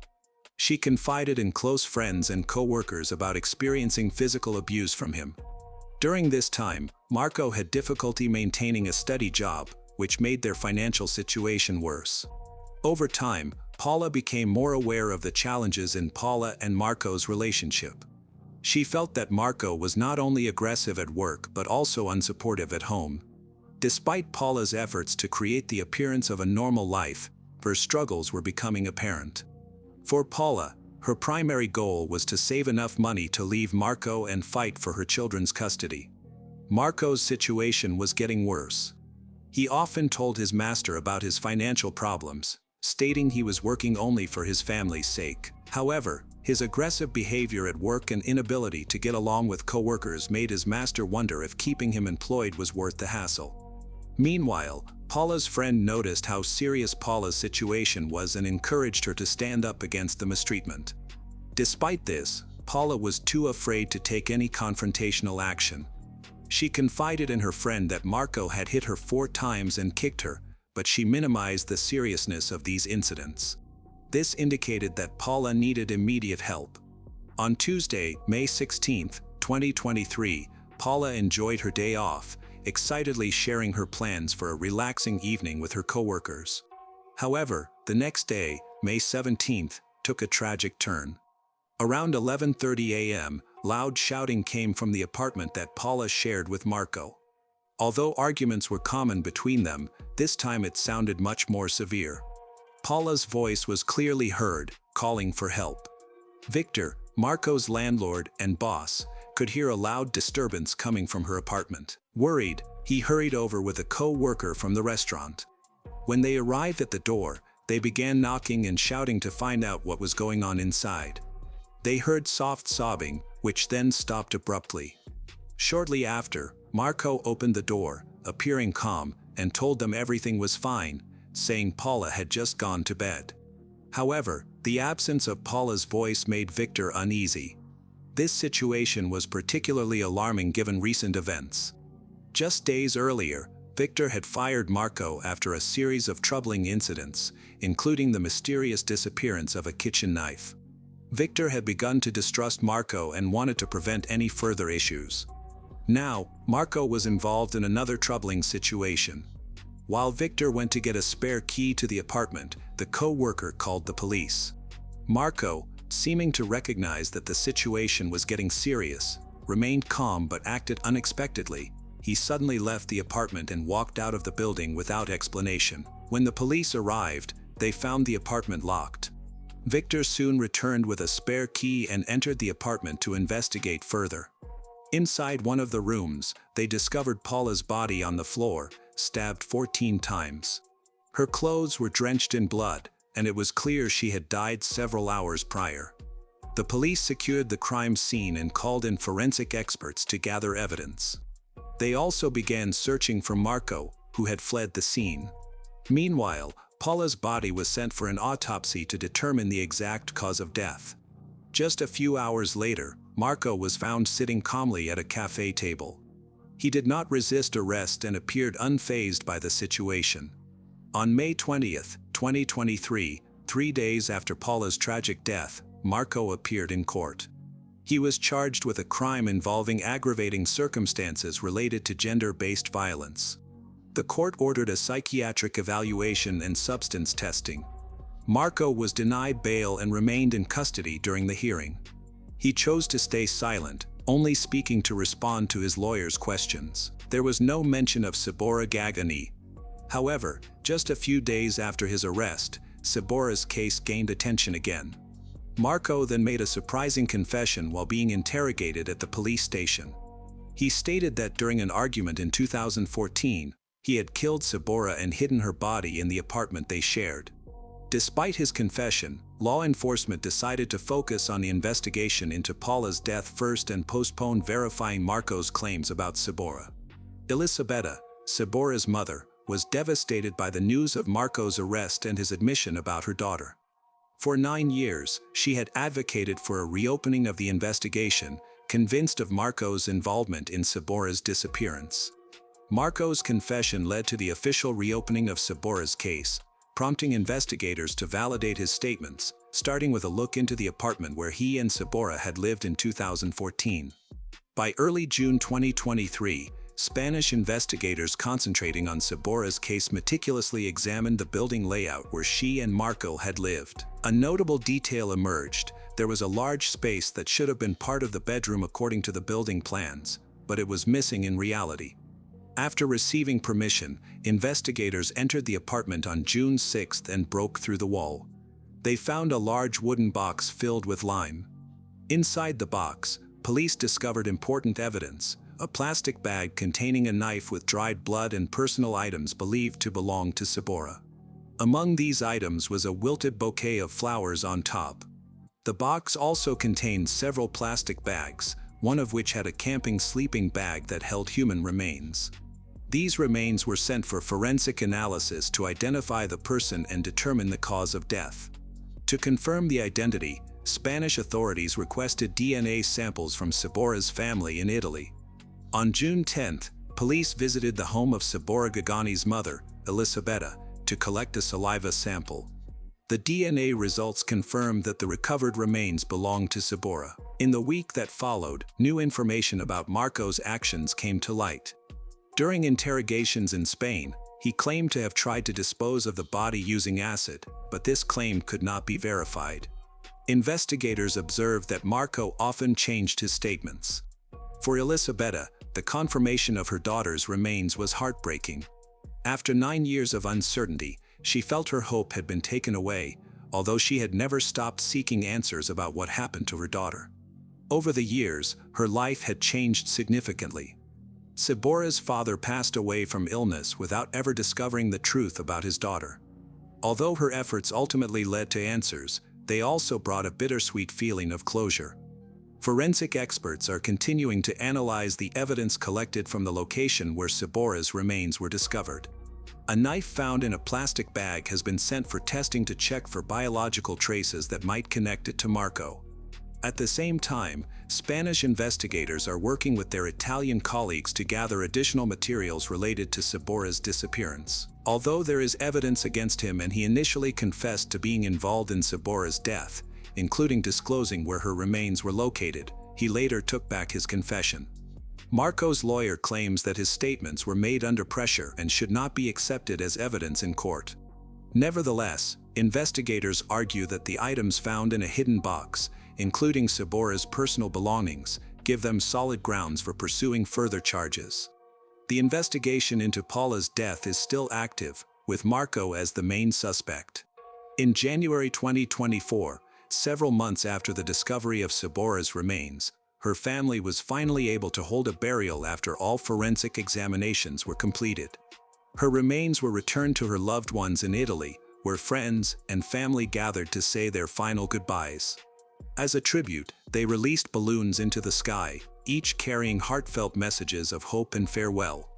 Meanwhile, significant attention was on the ongoing legal case against Marco, who was facing charges related to Paula's death. During a hearing on January 30, 2024, Marco presented a handwritten 17-page letter admitting his responsibility for Paula's death, but he included many conditions.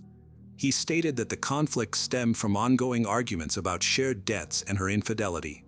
Marco claimed that he used excessive force in self-defense during the altercation, which led to the tragedy. Marco admitted certain things about Paula, but he was unwilling to give detailed information about Sabora's case. He confirmed that he wrapped her body in plastic, placed it in a wooden box, covered it with flowers, added lime, and sealed it in a wall. However, he insisted that he was not responsible for her death, claiming that his actions were driven by fear of the situation. During the trial, Marco changed his story about how Sabora died, providing a completely different account. He claimed that the Albanian mafia, which he said he was involved with due to debts, was the one who killed her.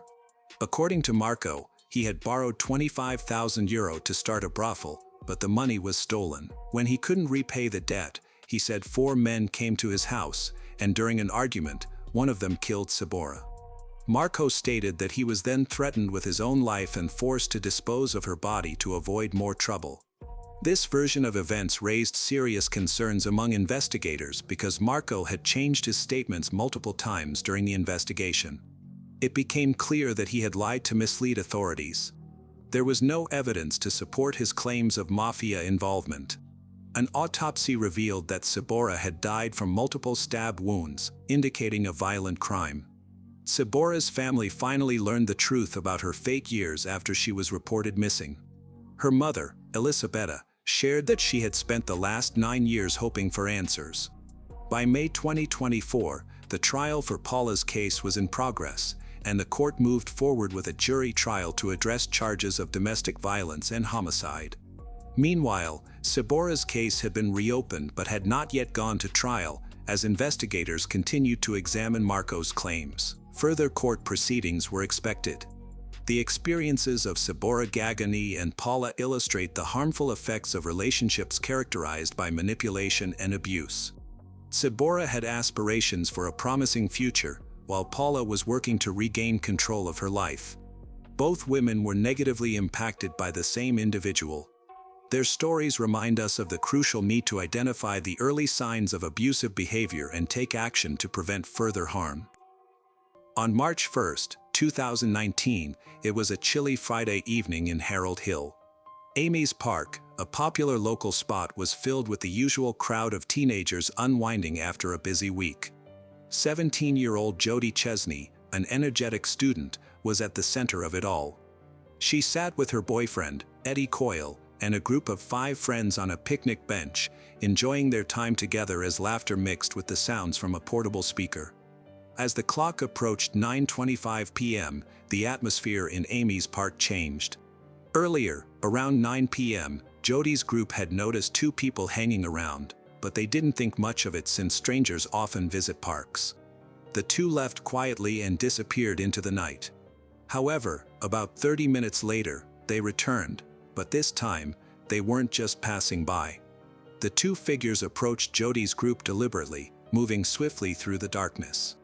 Without any warning or conversation, one of them suddenly attacked. Screams echoed through the air as Eddie caught her when she collapsed, leaving her friends in shock. Unfortunately, despite the paramedics' efforts, they couldn't save her. Metropolitan Police have sealed off the park and launched a murder investigation. Harold Hill was not known for such incidents. While London did face issues with knife crime, Amy's Park was considered a safe haven for children. Neighbors placed flowers and written tributes at the park's entrance. Purple ribbons, Jody's favorite color, were tied to fences. The police pledged to find answers, but time was of the essence. Each hour without a lead made the investigation more difficult. First, let's explore Jody's life. After her parents separated when Jody was 6, her father, Peter, became a devoted single parent to Jody and her older sister, Lucy. Their home was filled with love, despite the challenges they faced. Peter described Jody as an affectionate child who sought connection but was also quite shy. However, she gradually flourished, largely due to the support of a primary school teacher who helped her gain confidence. In 2012, when Jody was 10, Peter married Joanne, who willingly embraced her role as stepmother. Jody and Joanne developed a close bond that Jody treasured. Joanne noted that Jody longing for the maternal connection she missed, and together they worked to nurture that relationship. Jody's home was filled with laughter, thanks to her playful sense of humor. Joanne often referred to her as a wind-up toy because of her boundless energy that brightened their days. Jody's teenage years were largely shaped by her dedication to the Girl Scouts. She poured herself into the program, burning badges, hiking up mountains, and canoeing with her troop. In addition to her scouting achievements, she was a self-taught pianist who effortlessly played the piano. She was also just 3 weeks away from completing her Gold Duke of Edinburgh Award. At Havering's Sixth Form College, where she studied photography, psychology, and sociology, her principal praised her as an excellent, hard-working, and focused student. Jody aspired to work with animals or children and was determined to make a positive impact in the world. Her friends remembered her for her ability to make them laugh. Her sense of humor blossomed when she overcame her childhood shyness. Jody's relationship with her sister Lucy was incredibly strong. Even with 2 years between them, they shared everything: secrets, laughter, and aspirations. Lucy saw Jody as her other half, someone who always prioritized others' needs. Their home in Dagenham was a welcoming place for Jody's friends, who were drawn to her warmth. She had no enemies and had a special talent for making everyone feel included. Even her dog was part of her life. Jody enjoyed taking him for walks, which provided a sense of stability amid her busy schedule. On March 1, 2019, Jody's day began like any other. It was a Friday, and she woke up in her Dagenham home with her dad Peter, stepmom Joanne, and sister Lucy. Jody was excited not only for the weekend but also for her dad's upcoming birthday. She had been discussing gift ideas with Joanne, eager to find the perfect present to make Peter smile. At 8 a.m., she shared a heartfelt message on Instagram, "Happy birthday, Dad," accompanied by a heart emoji. This post would later deeply affect those who viewed it, gathering many comments following her death. Jody spent her morning at Havering's Sixth Form College, where she was in her second year of A-levels. After her classes ended around 3 p.m., she left college with her backpack over one shoulder, looking forward to the weekend ahead. Back in Dagenham, Jody had one last thing to do before her evening plans. She took Dog, the family's Yorkshire Terrier, for a walk, a routine that she cherished. By 4:30 p.m., she was back home, catching up with Joanne and Peter, who were preparing to celebrate Peter's birthday. Jody mentioned that she would be spending time with friends later, which was a typical Friday night for her.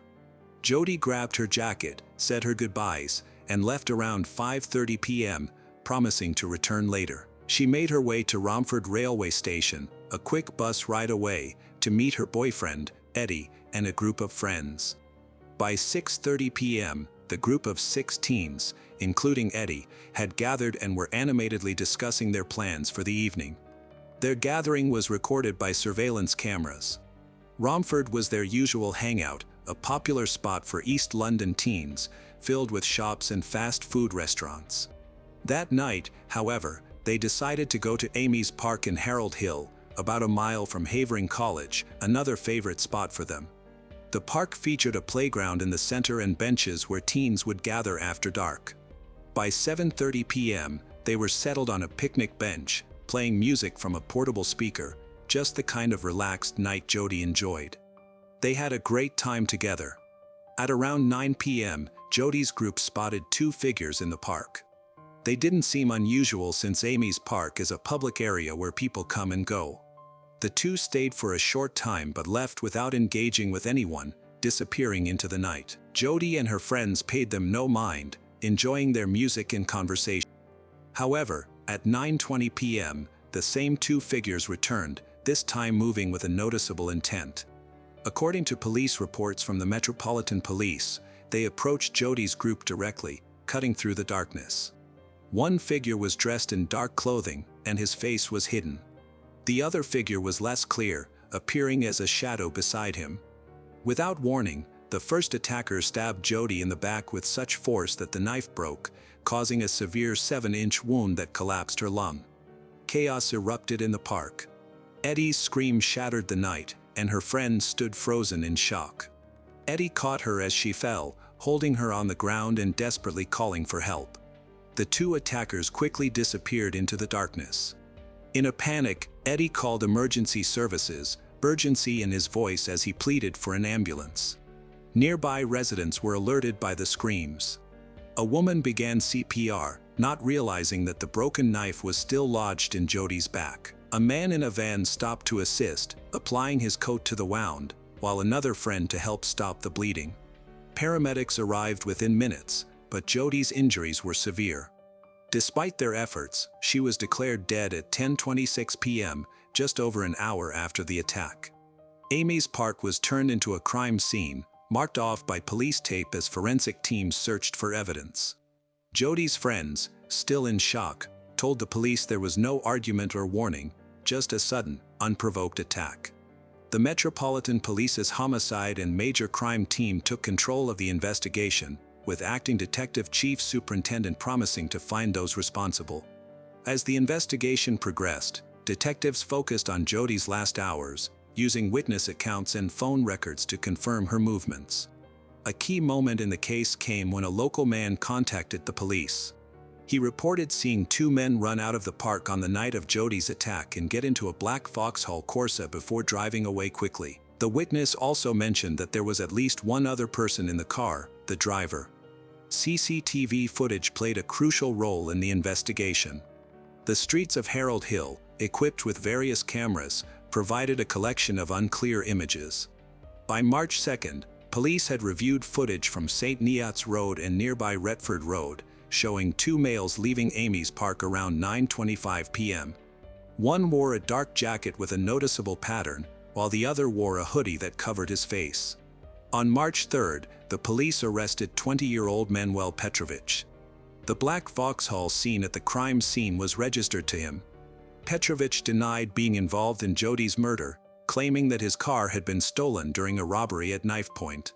However, he later acknowledged that he owned the Vauxhall and had a mobile phone he used for selling cannabis. He refused to identify anyone he was with that night because he was concerned for his own safety and his family's safety, stating that people had already come to his house looking for him. During further questioning, he described the events of the night Jody died but referred to the attackers as Man A and Man B out of fear. Petrovich explained that on March 1st, he was with a friend who received a call from Man A asking for a ride. They picked up Man A and another person, Man B, and drove to Harold Hill for Man A to collect some cannabis and money. According to him, Man A and Man B got out of the car at Harold Hill, leaving Petrovich and his friend inside. He said the two men were away for about 5 minutes and seemed calm when they returned, noting that there was nothing unusual about their behavior. He stated, "Nothing about them made me suspicious. I did not see either of them carrying anything. My friend and I were told that Man A was collecting money in banned substance." After dropping off the two men, Petrovich claimed that a black male threatened him with a knife and took his car keys. He said that the next day, he heard about a girl who was stabbed in Harold Hill and hoped it wasn't related to his earlier encounter with Man A and Man B. Detectives identified a second suspect, a 19-year-old known to frequent the Harold Hill drug scene, based on witness descriptions of a black male in his late teens. To keep him from knowing he was a suspect, police kept his name confidential, referring to him as Suspect A in initial reports. The investigation continued to grow. A woman in her 40s who lives across the street from Amy's Park reported seeing suspicious individuals coming and going for weeks, especially at night. She also noted a young teenager who resembled Suspect B, suggesting he was running errands for older men. These accounts indicate a possible connection to banned substance activity, as there is a known issue with cannabis in Harold Hill, often involving teens as runners. Detectives believe Jody's group may have been mistaken for rival banned substance dealers. Although Jody has a clean record and no known ties to banned substance, this complicates the investigation. By March 10th, 9 days after Jody's death, the police were making significant progress. Acting on a tip, officers from the Metropolitan Police's Homicide and Major Crime Command focused on a house on Rogers Road in Dagenham, connected to Aaron Isaacs' uncle. They believed Svensson, referred to as Man A, and Isaacs, known as Man B, were hiding there after the attack. At 7 p.m., armed officers surrounded the location, with body cameras recording. In a dramatic turn of events, 19-year-old Svensson Ong-Akwai tried to escape by climbing over a rear flat roof but fell through a conservatory, shattering glass everywhere. A policeman approached and handcuffed him. Svensson's phone had texts linking him to Petrovich and discussing business in Amy's Park. When officers searched his home, they found a jacket that matched one seen in CCTV footage, with traces of Jody's blood on it.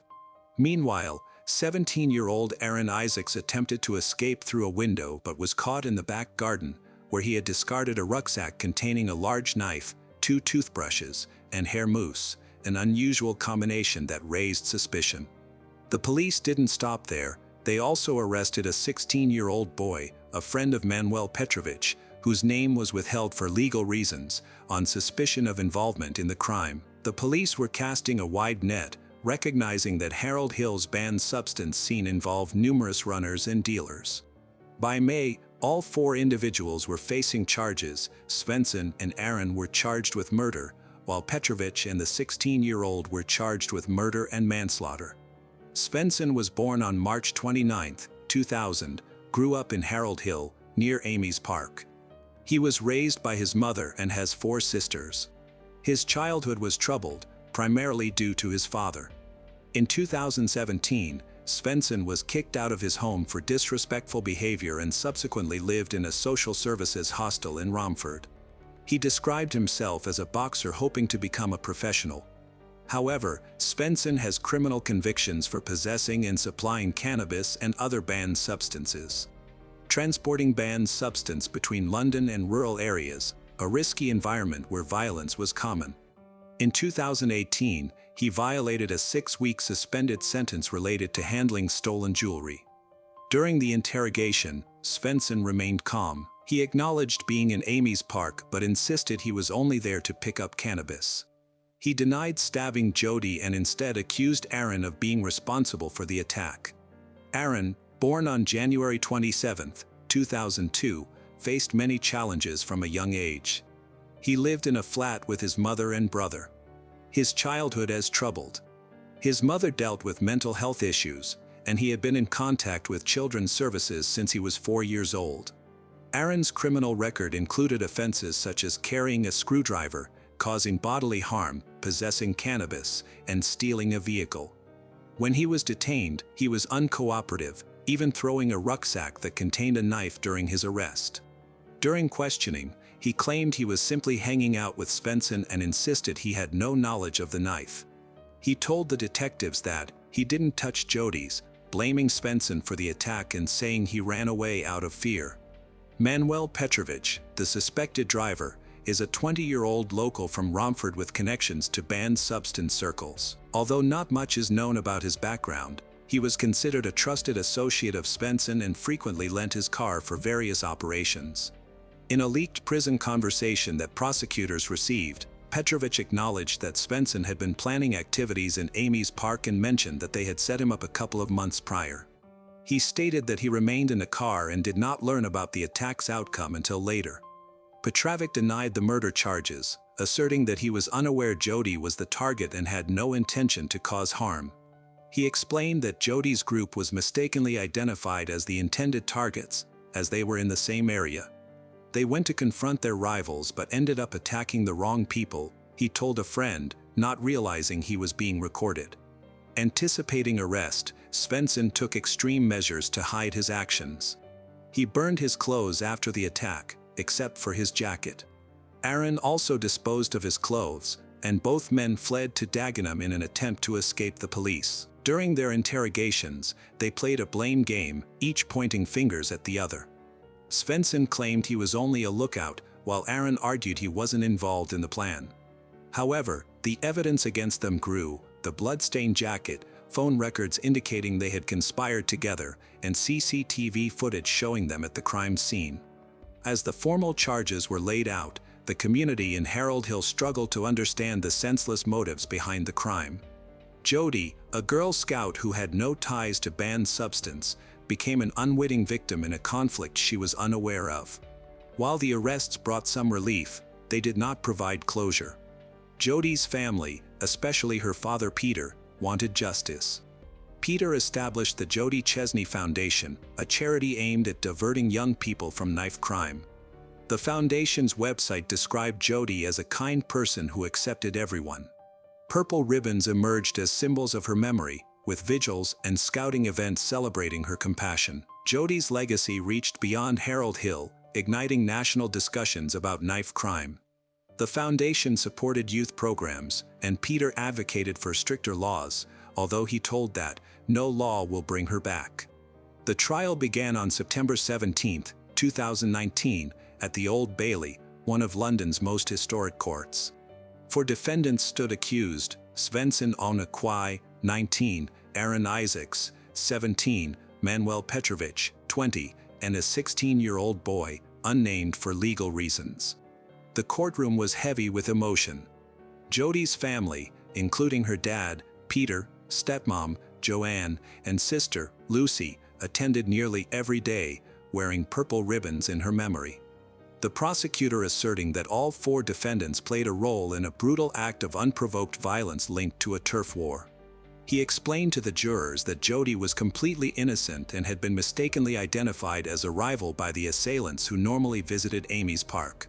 He emphasized damaging evidence, including CCTV footage showing Petrovich's black Vauxhall Corsa near the park, a blood-stained jacket belonging to Svensson, and phone records that connected the group to a premeditated attack. He also referenced a conversation in prison where Petrovich admitted that Svensson intended to target rivals but ended up attacking the wrong people. The prosecutor claimed that Svensson was the person who stabbed Jody, with Aaron enthusiastically supporting him, while Petrovich and the 16-year-old boy assisted in the attack. This was not a spontaneous act, the prosecutor told, highlighting that the group intended to inflict serious harm, making them all responsible for murder under joint enterprise law. The defense teams actively sought to clear their clients of wrongdoing. Charles Sherrard, who represented Svensson, acknowledged that his client was present in the park but denied that he was the one who stabbed Jody. Sherrard pointed to Aaron as the real attacker and argued that Svensson's clothing, a white hoodie and gray tracksuit, did not match the description of a figure dressed in black provided by witnesses. Sarah Forshaw, who defended Petrovich, claimed her client was only a driver and unaware of any violent plans. If Petrovich had known what was going to happen, he would have turned off his phone like Svensson did, she asserted to the jurors. Natasha Wong, representing Aaron, contended that he was merely a runner without any intent to commit violence, denying that he carried a knife or was aware of Svensson's plans. Louise Sweet, who defended the 16-year-old, emphasized his lack of a violent history and urged jurors to view him as a bystander rather than an active participant. Each defense relied on the absence of direct evidence, such as DNA on the knife, in hopes of creating reasonable doubt. After 45 hours of testimony, which included Eddie Coyle's description of the attack and forensic evidence of an 18 centimeters deep wound, the jury deliberated for just over 5 hours. On November 7, 2019, they reached their decision. Svensson Ongakwai and Aaron Isaacs were found guilty of murder, while Manuel Petrovich and the 16-year-old were acquitted of all charges. Sentencing took place on November 18, where Judge Wendy Joseph condemned the pathetic location dispute that resulted in Jody's death. Svensson Ongakwai, identified as the one who stabbed Jody, received a life sentence with a minimum of 26 years, while Aaron Isaacs, his accomplice, received life with a minimum of 18 years. The courtroom was emotional as impact statements were read. While the verdict offered bittersweet relief to Jody's family, Peter, speaking outside the court, stated he was over the moon about the convictions but heartbroken over his loss. Jody's sister Lucy wrote in her statement, she was only 20 years old, and already she dreaded her life. Joanne believed that Petrovich, as the driver, should have faced consequences, but the family chose to focus on preserving Jody's memory. The Jody Chesney Foundation is actively working to make a difference. They hosted a fundraiser in 2024 that raised £10,000 for workshops aimed at preventing knife crime, as reported on their website. Jody Chesney's life, vibrant and full of promise, was tragically cut short on March 1, 2019, in a senseless act of violence that shook Harold Hill. The convictions of Svensson Ongakwai and Aaron Isaacs brought a measure of justice, but no verdict could heal the void left in the hearts of her family and community. Through the Jody Chesney Foundation, her father Peter channels grief into action, raising funds to combat knife crime. Purple ribbons, Jody's favorite color, continue to symbolize her compassion and the collective resolve to honor her memory. Her legacy endures, inspiring a national call to end the scourge of knife crime and ensure no other family endures such loss. Though Jody is gone, her light shines on in every step taken to make communities safer. On July 29, 2016, Gabriella and her younger sister, Sunilda, started their day as usual. That evening, they planned to visit a nearby internet cafe to work on some school assignments. Because they didn't have internet at home, these trips to the local cafe had become a regular part of their lives. Going to the cafe was how they accessed the internet to stay connected and complete their assignments. Around 6 p.m., Gabriella and Sunilda left the house as usual, without causing any concern. But after walking a few blocks, Gabriella abruptly changed her mind. She told Sunilda that she wouldn't be accompanying her and that she was going to see her boyfriend instead. Sunilda was a little surprised but didn't ask any questions. Gabriella had gone off alone before. Gabriella assured her she would return soon, then walked away in the opposite direction. That was the last time the two sisters saw each other. Sunilda went to the cafe by herself. That evening, when she got home, she realized that Gabriella still wasn't back yet. Al principio, nadie le dio mucha importancia. Es como que los adolescentes se queden fuera hasta tarde, especialmente en verano. Sin embargo, a medida que noticia la preocupación en piso a aumentar. Liliana, their mother, tried to call Gabriella but got no answer. She sent messages on WhatsApp, which at first were not read. Later, the messages appeared as read, but Gabriella never replied. It was clear someone was seeing the messages, but not responding. Panic set in when a young man, whom the family believed to be Gabriella's boyfriend, showed up at their door. He asked a question that stunned everyone, because they had all assumed that Gabriella was with him. His confusion seemed real. He truly didn't know where she was. That moment changed everything. Until then, everyone had just thought Gabriella was out later than usual. If her boyfriend hadn't seen her that night, it's possible she never made it to meet him. That's when her family realized something was wrong. Sunilda remembered watching Gabriella turn a corner in the direction of a boarding house where one of their relatives had once lived. At the time, it hadn't seemed significant. The next morning, it was obvious that Gabriella was missing. Her phone was still active, but she didn't answer any calls. The mood at home grew tense. Her loved ones started reaching out to everyone they knew, relatives, friends, even her father, but nobody knew where she was. It seemed as though she had vanished without a trace. The family decided to take official action. Liliana contacted the local authorities, who then opened the missing person case. Soon after, flyers about the case were posted around the neighborhood. Friends, neighbors, and even strangers helped with the search. However, after Gabriella turned the corner and left her sister behind, no one saw her again. Gabriella Verol was born in Argentina in 1998 to Bolivian parents. Her parents separated when she was 6 years old. After her parents separated, Gabriella lived with her mother, Liliana Cham, and later started calling another man, Cesar Garcia, her father. He became her stepfather. Sunilda and other relatives from Liliana's family also lived in the same house. Life at home was difficult. The family made great efforts to create a stable home and meet their basic needs, but the atmosphere was often tense and arguments happened frequently. Gabriella frequently had stressful encounters with her grandmother, and their arguments were much more heated than typical family disputes. The adults were emotionally distant and didn't understand her, which constantly made her feel under pressure. During her teenage years, Gabriella faced the typical challenges of growing up. However, living in a home without personal space or privacy made these difficulties even harder for her. She didn't have a good place to rest or study. She dreamed of living with her biological father, who lived apart from her with another family. Pero ese deseo nunca se cumplió. Al no mantuvo una comunicación constante y también estaba enfrentando sus propios problemas personales. Eventually, the situation at home became too difficult for Gabriella to handle. She decided to leave, taking her younger sister Sunilda with her. For a time, they stayed at the house of their Aunt Marisol, their father's sister.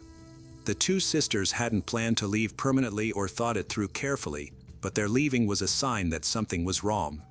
They stayed at their aunt's house for about a week.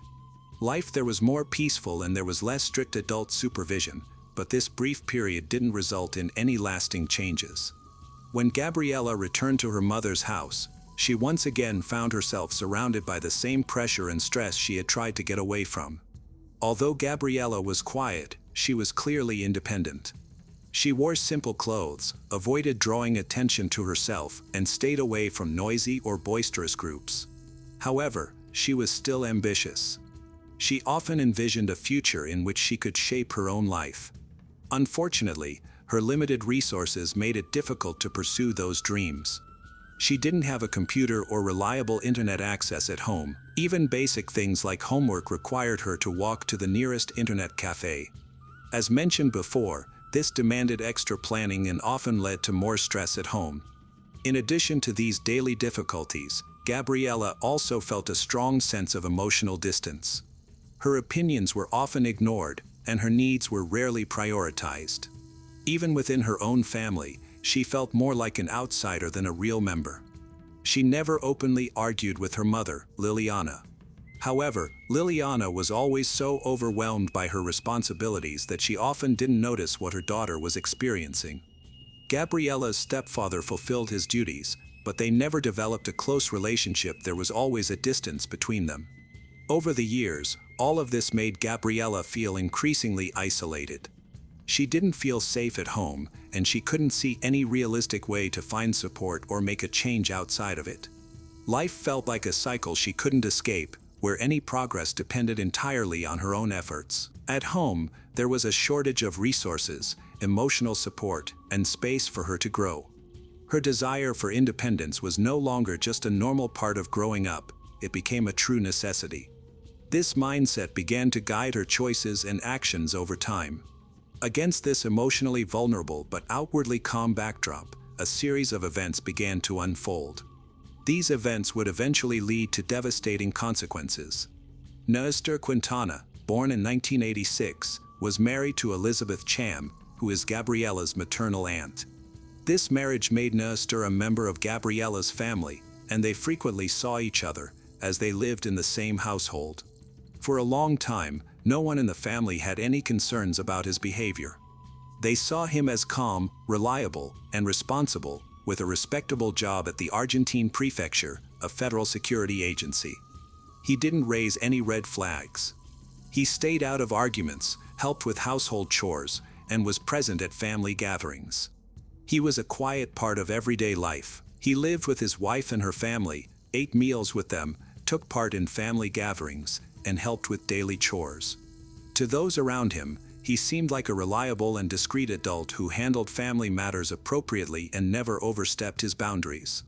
Over time, small, isolated incidents began to occur, minor things that didn't seem concerning at first, such as a strange remark or an odd situation. There was no single event, but these details gradually changed how people saw him. After he and Elizabeth separated, Nester left the family home. He moved into a low-cost boarding house near the area where his family still lived. At the time, his relatives thought this was simply the usual thing to do after a marriage ended. This move marked a turning point. It began a new phase in which his behavior slowly changed from neutral to unsettling, even though no one could clearly describe why they felt uneasy. Even though Nester no longer lived with the family, he still kept in touch with them, especially with Gabriella. As time passed, people started noticing that he was spending more and more time alone with her. These meetings took place outside the home, in neutral locations. Neighbors who witnessed these interactions were unsure how to interpret them. One man remembered seeing Gabriella and Nester together on a bus. Gabriella was sitting on Nester's lap while he softly stroked her hair. The man felt uncomfortable watching this but chose not to mention it to the family. He later admitted that he hesitated because he was afraid of causing a scene or damaging family relationships. He decided not to say anything.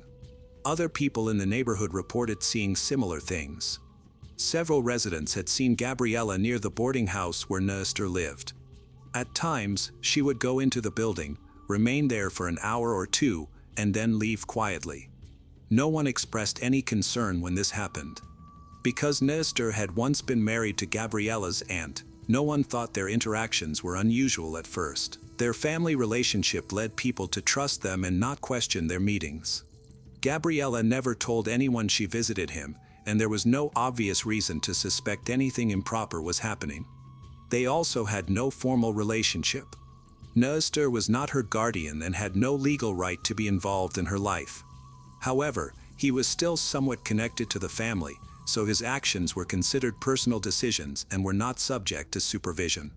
Gabriella's family didn't keep track of where she was, believing she was either with friends or running errands. It was later revealed that many of their meetings took place at the boarding house where Nester had rented a small room. He often invited Gabriella there, and they kept their visits private.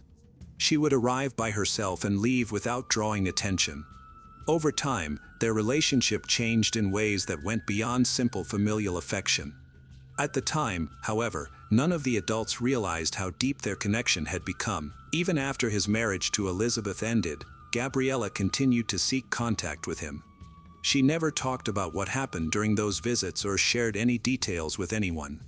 Only after she disappeared did people begin to understand the whole story, the clues they had previously missed. At first, there was no clear indication that Gabriella had any reason to keep secrets. She seemed calm and friendly around her relatives, but it later became clear that her relationship with Nestor was something she could not discuss openly. Reportedly, their connection began when Gabriella was just 13. At that point, Nestor was already a grown man, employed in a federal security role and married to her maternal aunt, which made the situation even more troubling. He was not just a stranger, he was a trusted adult in her home, connected to her family, and seen as safe by everyone around her. The first details of this story began to emerge when the investigation started. Friends who had never shown much interest in Gabriella's personal life began to comment. Several people admitted that they had suspected for years that something was wrong between her and Nestor. Some recalled seeing him repeatedly near Gabriella's school, offering her rides or finding reasons to be there. At first, his actions appeared to be motivated by concern, but over time they became more obsessive. The way he behaved was not what you would normally expect from a family member. He monitored her social life, tracked whom she spoke to, and showed signs of jealousy. Gabriella tried to maintain normal friendships, but Nestor's influence made her feel increasingly restricted. People close to her said that he constantly tried to contact her, often calling her repeatedly if she didn't answer immediately. Those who witnessed how urgently he needed to know her whereabouts at all times recognized this as a warning sign. In later messages used as evidence, he accused her of being distant, demanded explanations for her actions, and insisted that she account for how she spent her time when she wasn't with him. These were not isolated incidents, they formed a consistent pattern of controlling and obsessive behavior. Classmates remembered times when Gabriella would only attend events if he gave her permission. Initially, it appeared as if she was simply dealing with strict family rules or a difficult home situation. No one realized that the true reason was the pressure from an adult man who maintained a controlling environment around her. A close friend later recalled that Gabriella had once confided in her, saying she hadn't felt free in a long time and asking her to keep it a secret. At the time, it seemed like something typical a teenager might say. Later, those words would take on much deeper significance. Through the voice messages Nestor sent Gabriella, investigators made a disturbing discovery. He saw her as someone he possessed. In the recordings, his tone shifted between pleading and demanding. He accused her of cheating, doubted her honesty, and repeatedly insisted that she prove her loyalty. When Gabriella began spending time with someone her own age, Nestor started to act increasingly hostile. He made it clear that he could not tolerate her being close to anyone else, not even her friends. The investigation found that this caused tensions between them to escalate even further during that period. As Gabriella grew more distant, Nestor intensified his efforts to regain control. Meanwhile, her friends noticed that Gabriella's emotional well-being was deteriorating. She became increasingly anxious and withdrawn, and she stopped talking about her future. When she tried to leave Nestor, he responded by ramping up his manipulation. He pressured her psychologically, used emotional blackmail, made threats, and tried to make her feel guilty. Relatives living nearby had no idea this was happening. As investigators examined his actions more closely, a clear pattern emerged. He not only violated personal boundaries, but also purposely created a relationship of dependence by taking advantage of his age, his authority, and the trust the family placed in him. Gabriella's friends later confessed that, while they sensed something was wrong, they did not realize the seriousness of the situation. She remained silent out of fear, shame, and the conviction that no one would believe her if she told the truth. This silence allowed Nestor to maintain control over her for years. Gabriella grew up in a home without adequate support, which left her vulnerable. A man, initially only a relative, entered her life and gradually became a dominant presence from whom she could not escape. This situation paved the way for the tragedy that followed. After Gabriella went missing, the police launched an initial investigation. They questioned her sister, her mother, the young man she was dating, and several other acquaintances. Officers began searching the neighborhood and spoke with residents living within a few blocks of where Gabriella was last seen with her sister. Several witnesses reported seeing her later that evening walking down the street with a man. One witness specifically remembered seeing them heading toward the boarding house. Investigators believe that, given the time and place, Gabriella may have intentionally gone there. Meanwhile, some of Gabriella's friends, previously too afraid to speak up, began providing information. As more evidence was gathered, it became clear that Gabriella's disappearance was not accidental. There were no signs that she had run away or made a sudden decision to leave. She left without taking any belongings or informing anyone of her plans. After Nestor Quintana was identified as a person of interest, authorities brought him in for questioning. Initially, he appeared confident. He claimed he had not been in contact with the family for a long time, that he no longer knew anything about Gabriella's life, and that he had nothing to do with her disappearance. He explained that he stayed out of family matters because he and Elizabeth were divorced. At first, his answers seemed consistent. However, investigators soon found several contradictions. Neighbors and other residents reported seeing Nestor still meeting with Gabriella. Witnesses often saw them together near the boarding house, and her friends stated he behaved in a controlling manner, evidence that directly contradicted his previous statements. The investigators intensified their questioning. Nestor was summoned for additional interviews, and with each session, he grew less confident. He began muddling the timeline, changing his story, and avoiding direct questions. Even those who had initially believed he was not involved began to have doubts. The situation shifted noticeably a few days after the investigation gained momentum. Nestor arrived at the police station without prior notice and asked to speak with an officer. This time, he admitted to having had contact with Gabriella and claimed to know where she was. Then he made a confession that changed the whole investigation. He stated that, as on previous occasions, he met with Gabriella on the evening of July 29th. According to him, they had an argument that night. Nestor said the argument escalated and, during the struggle, he lost control and accidentally killed Gabriella by strangling her. He revealed the precise location of her body, explaining that he had hidden it in his room at the boarding house, wrapped in bed sheets and plastic. He claimed that he had acted impulsively during an emotional breakdown and had not planned the act in advance. Police quickly proceeded to the location he mentioned. There, in the room he had rented, investigators discovered Gabriella's body. It was carefully wrapped in several layers of fabric and plastic bags and placed in the corner of the room. Forensic specialists arrived at the scene, determining that the body had been in the room for several days. However, because the room was sealed, decomposition had been limited. Investigators collected all nearby items for forensic examination. An initial autopsy determined that the cause of death was manual strangulation. No signs of sexual assault were found, so investigators ruled out such a motive.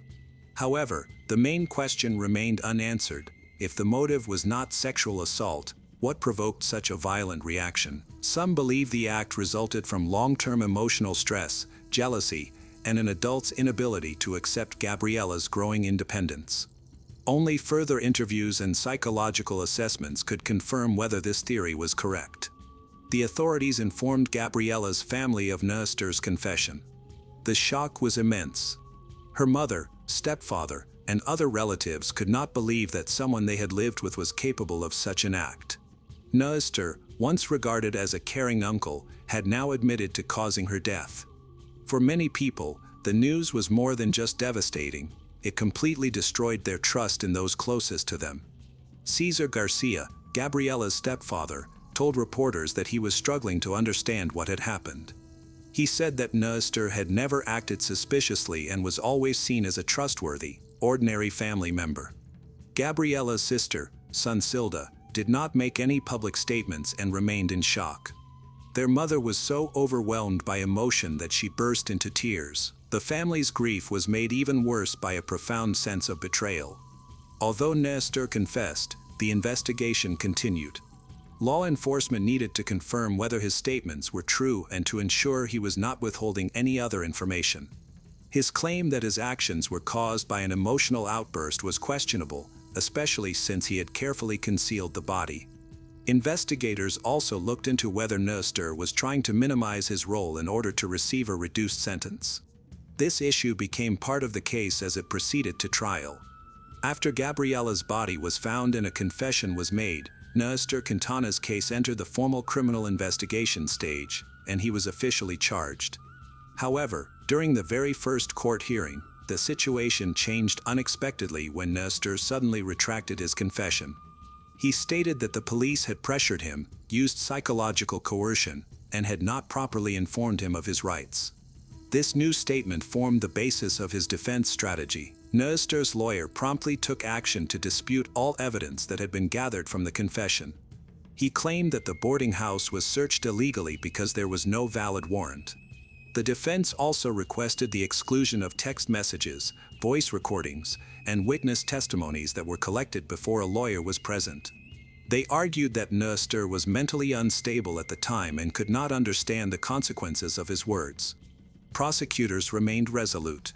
The lead attorney stressed that Mr.'s confession was both voluntary and detailed. He also pointed out that Mr. provided exact directions to where Gabriella's body was found, arguing that such specific information could not have been a coincidence. Furthermore, evidence was collected that revealed a long-term pattern of control by the accused over Gabriella, including indications of psychological manipulation and jealousy. A key piece of evidence was finding Mr.'s DNA under Gabriella's fingernails, which clearly showed there had been a physical struggle. Several witnesses testified in court. Gabriella's friends spoke about the emotional distress she experienced in the months before she disappeared, describing how Mr. tried to control her, limited her social interactions, and put her under significant emotional pressure. During the proceedings, a message was read aloud in which Mr. made threats. The content had a significant impact on the jury, prompting the defense to adjust its strategy. They described Mr. as someone who was emotionally unstable and acted impulsively due to extreme stress. They stated that his relationship with Gabriella was mutual but unofficial, and that what happened was not premeditated. These claims angered Gabriella's family. Her stepfather, in particular, spoke out after several hearings, saying that attempts to defend the accused were disrespectful to Gabriella's memory. During the trial, Gabriella's mother, Liliana, remained composed and attended every session. The family was clear and united in saying that this was not a domestic dispute. It was a betrayal that ended a life already controlled and suppressed. Their lawyers argued that this was not only a breach of trust, but Mr.'s position as a family member made it even worse. The prosecution requested the harshest penalty, life in prison, because of the seriousness of the crime. They pointed to the close family relationship between those involved, the long-term psychological manipulation, and the deliberate effort to conceal the body. Once both sides gave their closing arguments, the jury was sent out to deliberate and make their decision. Tension filled the courtroom. Gabriella's family sat quietly, anxiously awaiting the verdict. When the jury returned, the foreperson announced the decision, guilty of first-degree murder, with aggravating factors due to the family relationship and gender-based violence. The judge delivered the sentence without delay. Mr. Quintana was sentenced to life imprisonment. The court dismissed the defense's argument that the confession was coerced, noting that it contained detailed information and was supported by physical evidence. The fact that there had also been long-term psychological control made the charges even more serious. Mr. remained expressionless as the verdict was announced. His lawyers sat in silence, staring at the floor. Across the courtroom, Gabriella's mother began to cry, and her husband held her in his arms. This was not a victory, but a painful farewell. Justice had been served, yet their daughter was lost forever. On April 4, 2015, emergency services received a disturbing call from a local resident. A frightened man reported to the dispatcher that he went into his friend's living room to turn on the lights and check on him. However, when he went upstairs to the second floor, he found blood everywhere. The caller said everything was covered in blood, and his injured friend was not breathing. When the police arrived, they were shocked to discover the brutal murder of 59-year-old Charles Taylor in the unincorporated community of Montgomery County. The crime scene was horrifying. Blood was splattered on the carpet, the walls, and the sofa where Charles lay, completely soaked in it. The violent nature of the crime suggested deep anger. The attacker seemed determined to not only kill Charles but also to inflict as much pain as possible by stabbing him repeatedly with a sharp knife. The investigation of the house revealed no signs of forced entry, indicating that the perpetrator was familiar with the residence and acted quickly. The forensic medical examination determined that Charles died from blunt force trauma to the back of his head, along with 31 stab wounds. Charles was known as a kind and generous individual. He had a strong relationship with his adult son. He cherished his 2 grandchildren and daughter-in-law, Amanda Taylor. This is the image of the family that people often see, leading them to believe everything was well. However, was this truly the reality within the Taylor family? The initial investigation progressed slowly because the police had few leads. They started by looking into Charles's friends and acquaintances but found no one who had a motive to harm him. Soon, a theory emerged suggesting that the culprit might be a family member of Taylor. Investigators caught a break when a crime blogger came forward with photos of Amanda Taylor taking selfies next to Charles's lifeless body. As a result, she was added to the wanted list. Amanda Barbara Nicole Taylor was born on March 27, 1991, in Christiansburg, Virginia. There is limited information about her childhood, but it was difficult because both of her parents were incarcerated. Amanda faced many personal challenges as a young girl. Her involvement in crime began after she met Mariah Roebuck. The two of them frequently got into trouble together. On October 23, 2005, when they were only 12 years old, Amanda and Mariah stole a car and ran away from home, leading to charges of unauthorized use of a motor vehicle. In early April 2006, Amanda was charged with disorderly conduct at her middle school for loudly expressing her hatred for the school and its students, including making threats. This incident was much more serious than typical teenage behavior and is just a small part of Amanda's legal troubles. In 9th grade, she began dating Rex Taylor, who was 2 years her senior. They shared the same birthday, March 27th, which they saw as a meaningful connection. Amanda dropped out of school when she found out she was pregnant. She and Rex got married and had a son, but becoming a mother did not curb Amanda's criminal behavior. Amanda Taylor's married life was marked by numerous legal troubles. Her police record expanded significantly with reports of another attempted escape after stealing a vehicle, a conviction for alcohol possession, several domestic disputes, and a charge for holding a controlled substance. Her husband, Rex Taylor, also came from a troubled background. Although they were devoted to each other, Rex faced serious challenges with addiction and depression, having been addicted to banned substance since he was 15. They had a daughter. At one point, it seemed Amanda had turned her life around, becoming a dedicated mother and wife. This was in contrast to many young American women who expressed themselves through piercings, tattoos, and social media selfies. However, Amanda and Rex's relationship was far from typical. They obsessively studied the lives of infamous serial criminals and even corresponded with them while they were in prison. Amanda began to fantasize about joining the ranks of criminals herself, but before she could pursue that dark path, tragedy struck. Their marriage was complicated by Amanda's fears of Rex's infidelity. In April 2014, they separated. Rex returned to the family home, where he resumed using banned substance. Tragically, 4 months later, his lifeless body was found in a shed on their property. He had taken his own life on the day of their child's 7th birthday. After Amanda's husband passed away, she occasionally stayed with her mother and her friend Mariah. During her time with Mariah, she also formed a friendship with Sean Ball, a member of the Roebuck family. On March 27, 2015, which was her birthday and her late husband's birthday, Amanda visited Rex's grave and attempted to take her own life. Fortunately, she was saved and admitted to a psychiatric hospital due to her troubling thoughts and actions that posed a risk to herself and others. Despite her mother wanting her to stay for a longer period of treatment, Amanda was released back home shortly after. Once Amanda returned home, her mental state deteriorated further. As a result, Mariah and her husband decided that it was best for Amanda to move out. They also asked Sean Ball to leave, as he had developed strong feelings for Amanda.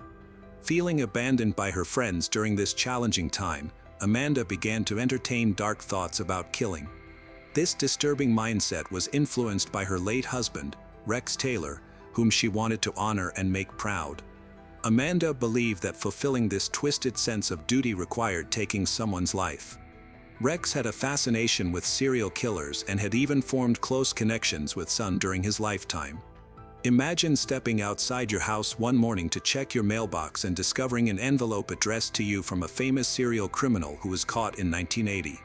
Inside the envelope, you would feel relieved to find a birthday card for your young child and a handwritten note. Some might say that receiving such a message is worrying. Regardless, for most people, getting anything in the mail from a serial criminal would be unsettling, but not for the Taylor family. Rex's behavior and his readiness to communicate with known serial criminals, along with Amanda's fascination with crime, have been underscored by disturbing details found in her past social media posts. In multiple posts, Amanda praised mass murderers and their violent acts, specifically mentioning Timothy McVeigh, who orchestrated the largest terrorist attack in U.S. history, as well as Dylan Klebold and Eric Harris, the shooters responsible for the Columbine High School massacre. She expressed a desire to emulate these cruel criminals and chose to embark on a criminal path herself. On April 4, 2015, Amanda went to Charles's home in Montgomery County, Virginia, with Sean, who had picked her up in his car earlier that day. Together, the two purchased a bayonet-shaped knife. They also brought a tire iron that Sean had hidden in his pants, along with several guns, including 2 pistols and a rifle. These weapons had been stolen from Sean's parents' home. Amanda later admitted that they had gone to Charles's home with the intention of killing him. During the visit, the conversation turned to Rex Taylor, Amanda's late husband, who had committed one's own life in August 2014. Amanda blamed Charles for Rex's one's own life, believing that he was responsible for Rex's banned substance abuse, which had become particularly problematic in the 2 years prior to his death. While Charles was sitting on the sofa, Amanda began stabbing him repeatedly while standing over him. Charles reached for the knife. As he did so, Sean swung the tire iron and struck him 5 or 6 times, while Amanda continued to stab him. Charles's autopsy later revealed that he had been stabbed 31 times and had suffered blunt force trauma to the head. Some of the stab wounds were so forceful that they completely penetrated his neck and arms. For Amanda, this was a personal act of revenge. She finally stopped when her anger began to fade, and the room was covered in blood.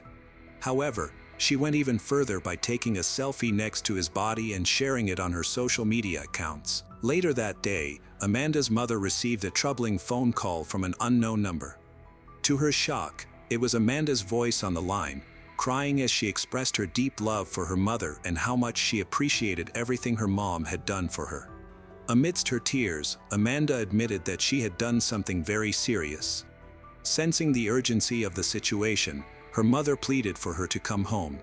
However, Amanda declined. The authorities were taken aback by her social media posts, which suggested she was surprisingly proud of her actions related to the incident. In hopes of addressing the situation quickly, the police issued an arrest warrant for her. However, by that time, Amanda and Sean had already fled. They weren't just fleeing, they were looking for their next victim. After Amanda committed her first crime, which she believed was flawless, she felt an uncontrollable urge to keep killing. At a gas station, they took out cash, filled the car with gas, and headed towards Tennessee. Sean urged Amanda to pause and hide for a while, but having experienced the thrill of violence, Amanda was set on committing another crime. They bought ammunition at a sporting goods store and then stayed overnight at a motel in Tennessee. The next day, they continued their journey to carry out Amanda's violent plan. While driving, Amanda spotted 2 young girls at a rest stop on Blue Ridge Parkway, whom she saw as potential victims. She informed Sean that she intended to bring the girls to the car so he could shoot them. They needed money, and he consented. Amanda went outside to lead the girls to the car, but when she brought them inside, Sean refused to shoot them. Enraged, Amanda got back in the car and drove away, unable to calm her anger. She stopped in the driveway and confronted Sean, who was now her target. Amanda pulled a revolver from the glove compartment, got out of the car, and approached the passenger side where Sean sat with his eyes closed in fear. Anger overwhelmed her, but then she noticed a jogger nearby. In a sudden move, she aimed the gun at him and fired. Luckily, she missed, and the gunshot startled Sean open his eyes. Realizing the threat he faced, he saw the revolver aimed at him. Amanda warned him that before she killed him, she wanted him to know she only used him for the gun and the car. Then, she pulled the trigger, shooting Sean in the face. Amanda took a picture of Sean's bloody face to share on social media and then drove away, leaving him bleeding from a gunshot wound on the side of the road. Now she was on the run by herself. The police were searching for her, yet Amanda continued to post updates online. In her next post, she confessed to taking Sean's life during a traffic stop in a field. She shared a photo of a silver revolver resting in her lap on Instagram, captioning it with what felt like a suicide note, "Okay, it's about that time.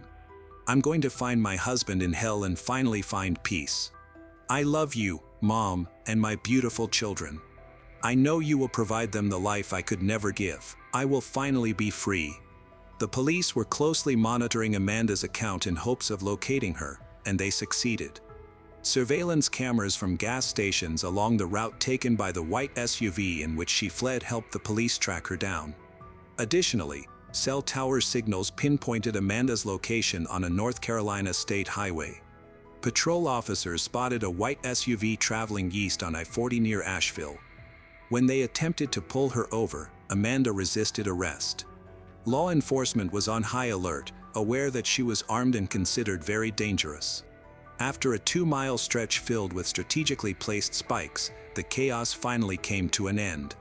Amanda was taken into custody around 8 the next morning. Police officers pulled her out of the car and handcuffed her. Meanwhile, paramedics discovered Sean, injured, on the side of the road. In the interrogation room, Amanda acted indifferently, sipping a soft drink and playing with her hair until the captain and another detective entered. When questioned, she waived her right to remain silent and confessed to everything. She seemed surprisingly comfortable in the presence of the investigators. Amanda was informed that Sean was not dead. The bullet had passed through his jaw, causing him to faint from the pain but leaving him with no lasting injuries. In a startling statement, Amanda expressed her desire to go to the death chamber. In a surprising twist, Amanda changed her plea to not guilty in court. During the trial, she described her crime in detail, claiming she was justified in killing Charles, who had taken Rex away from her. Initially, she was furious with Rex, but her anger soon turned toward his father. Amanda confessed that she wanted Charles to feel the same pain she had endured. She claimed she killed Charles because she held him responsible for her husband Rex's death. According to Amanda, when Charles mentioned Rex again, she looked at him and began stabbing him. She acknowledged that she felt a strange happiness during those moments of violence. Ultimately, Amanda unleashed all her pent-up hatred and anger. By not pleading guilty, she sought attention and an opportunity to discuss her case. The investigator found Amanda's explanation appalling, especially since she likened her feelings about the crime to a happy memory. On November 12, 2015, Amanda Taylor was convicted of first-degree murder for the brutal killing of Charles Taylor. She was sentenced to life in prison, with the judge describing her as the embodiment of evil. As part of a plea bargain, Sean Ball acknowledged that he did not deserve sympathy and expressed deep remorse for his actions. Yet, he carries a constant guilt, pondering what led to his situation. Sean Ball accepted a plea deal for second-degree murder, receiving a 60-year sentence with 19 years suspended, requiring him to serve 41 years. He expressed deep remorse for his role in the crime. Amanda recently appealed her conviction but was unsuccessful. She mentioned that she plans to take her appeal to the Supreme Court if needed. While Amanda is not a repeat offender, she gained a reputation as a killer selfie taker. During this time, she surprisingly gave a phone interview to a local reporter, where she compared the experience of being stabbed to riding a roller coaster. Amanda Taylor committed a serious crime, and many people who knew her described her as a dark and troubling individual who had been obsessed with death, crime, and serial offenders since she was young. Her social media accounts were filled with disturbing images of death scenes.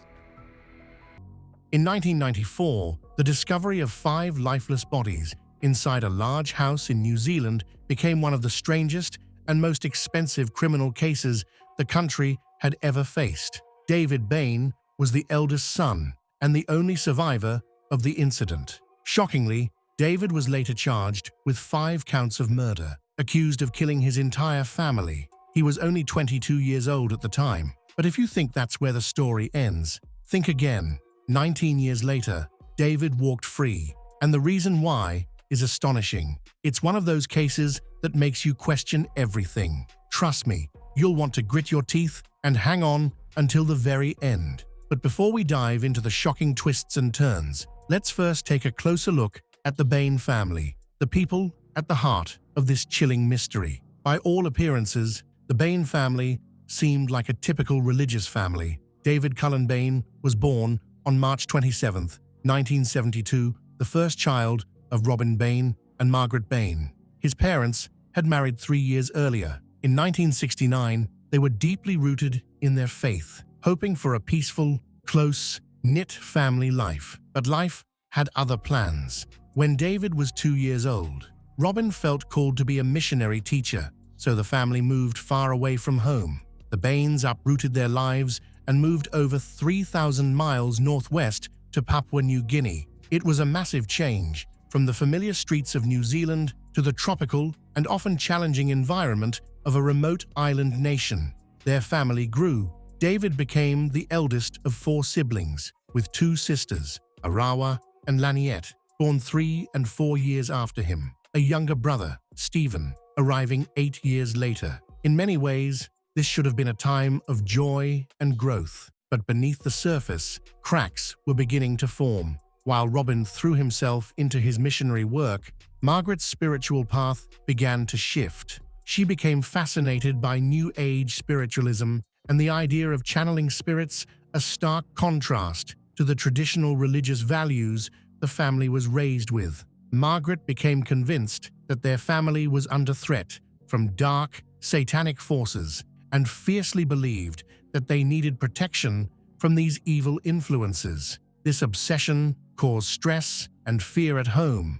creating a sense of discomfort that intensified as time passed. Additionally, Robin's enthusiasm for his missionary work started to fade after several years. The dream that had brought the family to Papua New Guinea began to lose its luster. By 1988, 14 years after their move, they returned to New Zealand. The family settled into a large house in Anderson's Bay, a quiet suburb on New Zealand's South Island. It was supposed to be a fresh start, but life at home was far from peaceful.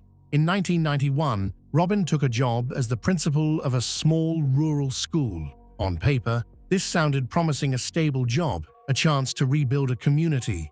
But things were deteriorating rapidly. By 1994, the marriage between Robin and Margaret was hanging by a thread. They argued constantly, daily fights that wore down the family's spirit. Margaret's bitterness toward Robin had deepened so much that she reportedly made chilling comments about wanting to kill him. The tension was strong, and they could feel it both emotionally and in the atmosphere of their home.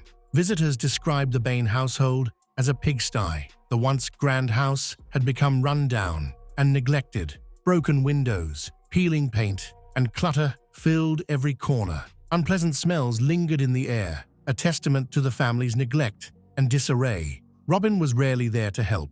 During the week, he lived and slept in a caravan near the school, miles away from the chaos at home. On weekends, instead of joining the family inside, he stayed in another caravan parked in the garden. The emotional distance between the family members only grew wider. Worse, dark rumors swirled around Robin. There were whispers and accusations of abuse towards his youngest daughter. And yet, these claims cast a shadow over the family and would later become a key element in the case that shocked the nation. On the other hand, David's relationship with his father was tense and strained. In contrast, he was very close to his mother, Margaret, and they often shared grievances about Robin, united in their frustrations. At 22 years old in 1994, David was trying to find his way. He was a music student with dreams of becoming an opera singer, an ambitious goal that set him apart from the typical path his siblings were on.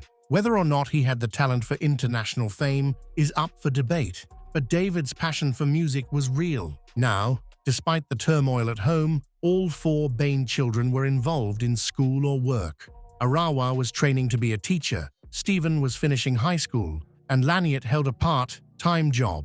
However, David's path was a little more complicated. After struggling to fit in at university, he had dropped out for a time and even relied on unemployment benefits. But he eventually returned to university to study classical music, supporting himself by delivering newspapers in the early mornings, a humble job that required discipline and grit. By 1994, the bond between Robin and Margaret was not just broken, it was shattered beyond repair. Margaret had become really convinced that Robin was possessed by a demon she called Balil. She also referred to her husband as a son of Balil, one of the 4 crowned princes of hell. This wasn't some passing thought or simple fear, it was something she wrote about repeatedly in her diary, describing how she believed her husband was under the control of an evil spirit, that it cast a dark shadow over their home and tore the family apart. Margaret's attempts to rid Robin of this demon often took the form of exorcisms, rituals meant to drive the evil out.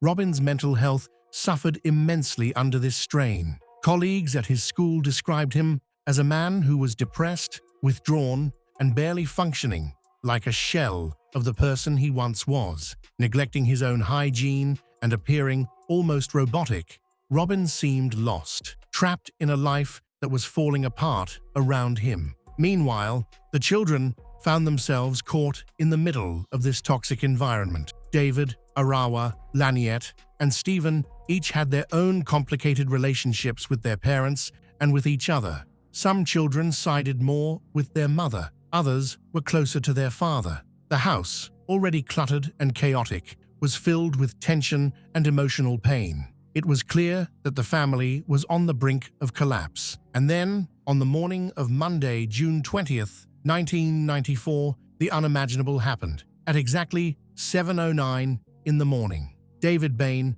made a frantic call to emergency services. All dead. They're all dead. I can't believe they're all dead. David trying to explain what he had found in his own home. When police arrived, they were confronted with a scene so grim and tragic that it was almost unimaginable. David's mother, sisters, and youngest brother were all dead. His father lay in the lounge, a bullet wound to the head. The family rifle was on the floor beside him, and chillingly, a typed message on the computer read, "Sorry, you are the only one who deserves to stay." The family home was a mess, as usual, but now it was stained with loss and violence. All 5 members of the Bain family were dead, victims of a brutal shooting that shocked the entire nation. The question everyone wanted answered was, who did this and why? In the days following the massacre, more evidence emerged that suggested Robin, the father, might have been innocent after all. Remarkably, the only blood found on him was his own. There was none on his clothes, socks, or shoes, which he had been wearing that day. This was puzzling because if Robin had been the killer and had then shot himself, one would expect at least some transfer of blood to his clothing or hands. Moreover, Robin's fingerprints were completely absent from the rifle found beside him, a fact that forensic experts found hard to reconcile. If Robin had fired the fatal shots and then turned the weapon on himself, his fingerprints should have been all over the gun. To complicate matters further, no gunpowder residue was detected on his hands, a forensic detail that contradicted the idea of him taking his own life. The initial theory seemed clear. The father, Robin, had killed his family before taking his own life. But this explanation quickly began to unravel. Forensic experts examined the bullet wound in Robin's head and declared it nearly impossible that he had shot himself. The trajectory and angle of the bullet, along with the blood patterns, suggested his body had been moved after death, casting doubt on the father theory. This twist in the investigation shifted suspicion towards David Bain. If Robin wasn't the killer, then why was David alive when everyone else in his family was dead? Why had he been spared to add to the growing mystery? David's story just didn't quite add up.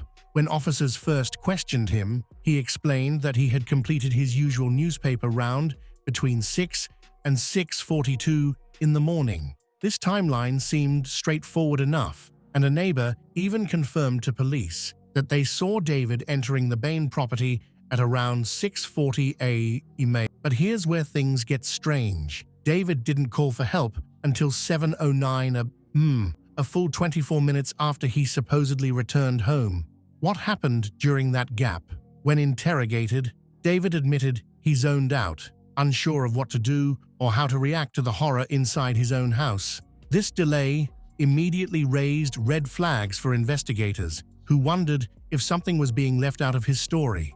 Adding more complexity to the case, David was unable to explain the fresh injuries on his forehead and knees. These wounds suggested some kind of recent struggle or accident, but he had no clear explanation. Even more incriminating was the fact that the gun found next to Robin's body actually belonged to David. He further admitted he was the only person who knew where the key to unlock the gun's safety mechanism was kept, making him the prime suspect in the eyes of the police. With this mounting suspicion, it didn't take long for the authorities to detain David.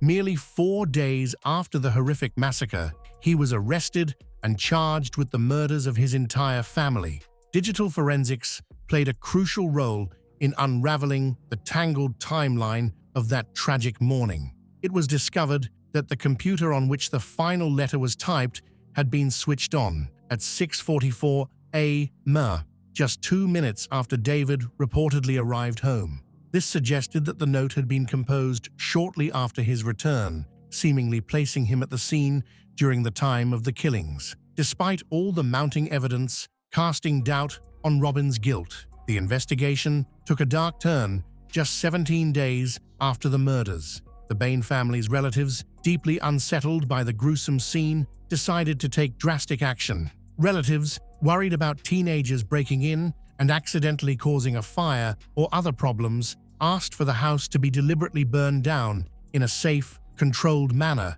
The decision was approved by David himself, who agreed to this controversial move. While it might seem illogical to burn down a crime scene, the family and authorities wanted to prevent further tragedy or vandalism. Within minutes, the old wooden Bain family home was engulfed in roaring flames. The blaze quickly consumed the house, erasing the physical space where such a horrific tragedy had unfolded. The house was consumed by towering flames for more than an hour. The fire could be seen over most of the city. It burned 17 days after Armagh, Laniette, and Stephen were killed, along with parents Robin and Margaret. Still, with the house now reduced to ashes, the investigators could only rely on the evidence they had already gathered. No further forensic work could be done on the physical crime scene, as it no longer existed. How the family managed to get permission to burn down a crime scene so fast, or why anyone even thought it was a good idea, remains a total mystery. Despite all this, the wheels of justice kept turning. Almost 1 year to the day after the massacre, in May of 1995, David's trial finally began. Prosecutors came well prepared and carefully reconstructed a timeline of the horrific morning. According to their version, David woke at 5 a.m. to the familiar buzz of his alarm clock. After dressing, he put on a pair of white opera gloves, a strange and unsettling choice, and retrieved his rifle. Along with the ammunition from his wardrobe, using a spare key, he unlocked the gun's trigger lock, effectively readying himself for what would become a brutal and bloody spree. David systematically shot his mother, then his 2 sisters, and finally his younger brother. During a violent struggle with his brother Stephen, David lost a lens from his glasses and suffered several injuries himself. Blood from the victims soaked into David's clothes, a damning detail prosecutors emphasized to prove his involvement. Trying to cover his tracks, David supposedly threw the bloodied clothes into the washing machine, started a cycle, took a shower, and changed into fresh, clean clothes. These actions explain the pools of blood found scattered throughout the laundry room and bathroom, places no one would expect unless someone was desperately trying to erase evidence. After this cleanup, David reportedly went about his usual morning routine, leaving the house at 5:45 a.m. to deliver newspapers as if nothing was wrong. Upon returning home at approximately 6:42 a.m., he went upstairs and switched on the computer at 6:44 a.m., then typed a message. Then he waited for his father, Robin, to return. Robin was known to enter the house from his caravan at exactly 7 a.m. every morning to pray, and tragically, that day was no different. Prosecutors argued that David hid behind a curtain in the lounge, silently waiting for Robin to nearby. At that precise moment, he shot his father at point-blank range. Only then did he make the call to emergency services, feigning shock and despair. This call coincided with the 24-minute gap. David claimed he had zoned out, unsure of what to do next. Afterward, David allegedly staged the scene to make it look like Robin had taken his own life. But David tells a completely different story. He told the court that he had gotten up at his usual time, prepared for his paper route, and left the house with his dog.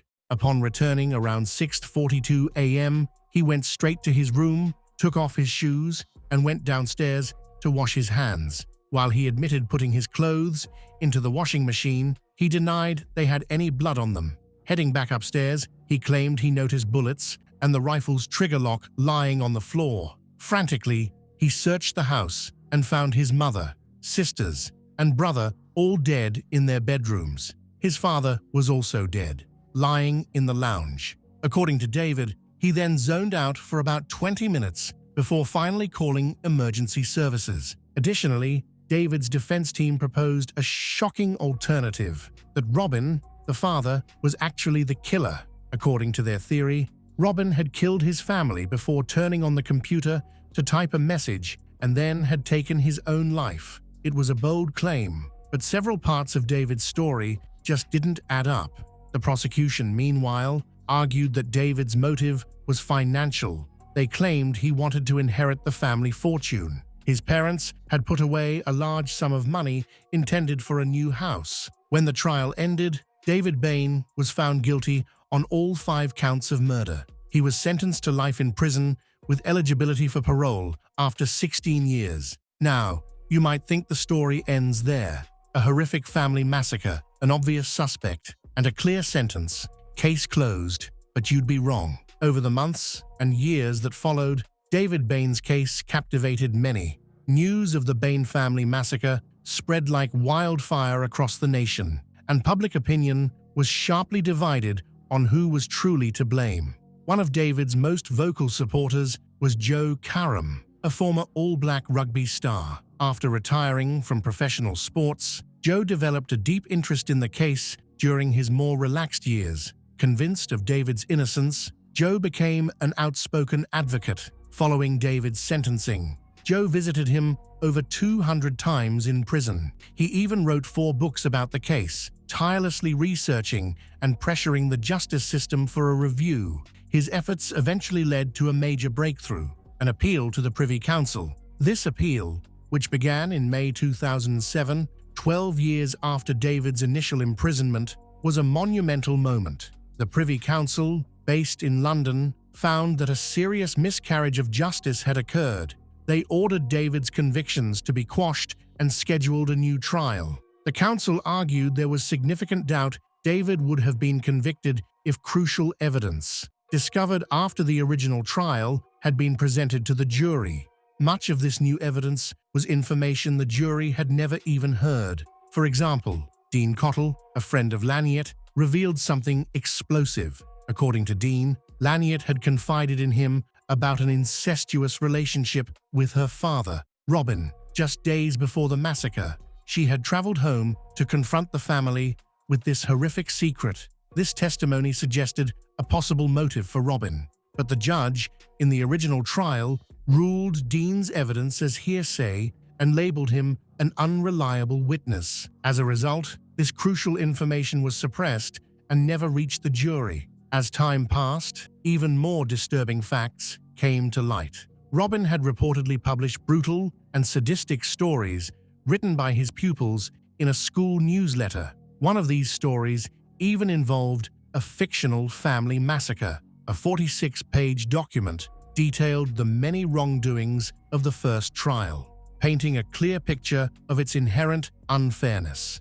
None of this information was available to the jury in 1995, meaning David's defense team couldn't properly shift suspicion towards Robin. Consequently, David was granted bail and allowed to remain out of prison while awaiting the new trial. This brief taste of freedom, after spending over a decade behind bars, must have felt almost surreal. For 3 months, he lived with Joe Karam and then moved to Auckland. This fleeting liberty was likely a bittersweet experience, shadowed by the heavy knowledge that his nightmare was far from over. 2 years later, in March 2009, David's retrial commenced, forcing him and everyone connected to the case to relive the horrors once again. David pleaded not guilty to the 5 murder charges. Again, his defense argued that Robin, the father, was the true killer who had then turned the gun on himself. This time, however, the defense brought forward far more compelling evidence,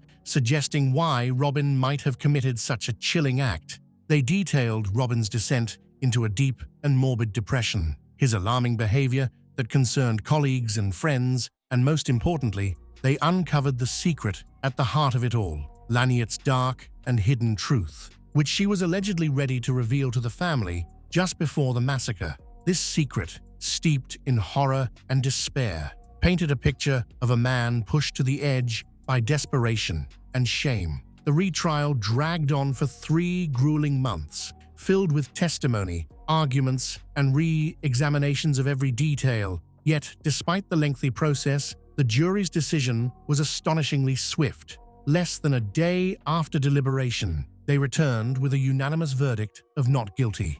After spending 13 years in prison and 2 additional years under legal suspicion, David Bain was finally free. Since then, he has lived outside the prison walls, rebuilding his life piece by piece. However, the case continues to divide opinions sharply. There are still many details that make it hard for some to accept David's innocence. His bloody fingerprints were found on the murder weapon. Fresh injuries appeared on his body with no explanation, and Stephen's blood was discovered on clothes David had washed and denied having stained. What about the mysterious 20 minutes David claimed to have zoned out for? How does one explain that lapse during such a horrific day? More tellingly, experts have widely agreed that the angle of Robin's fatal wound made it almost impossible for him to have taken his own life. So, if Robin didn't kill himself, then who was responsible? Adding to the suspicion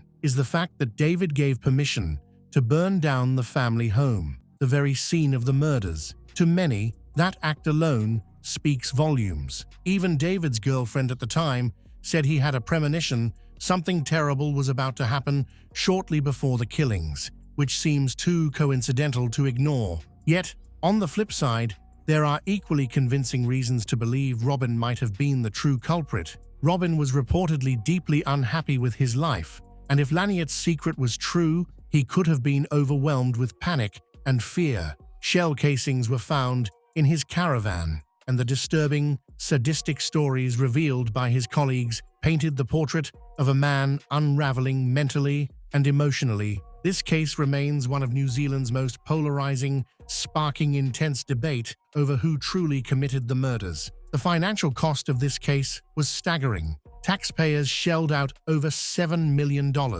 with the retrial alone costing more than $4 million, making it the most expensive trial in New Zealand's history. Joe Karam, David's unwavering advocate, lost over $500,000 personally supporting the cause. David himself sought compensation for his wrongful imprisonment. Given the high-profile nature of the case, New Zealand's Justice Minister brought in overseas judges to review the application.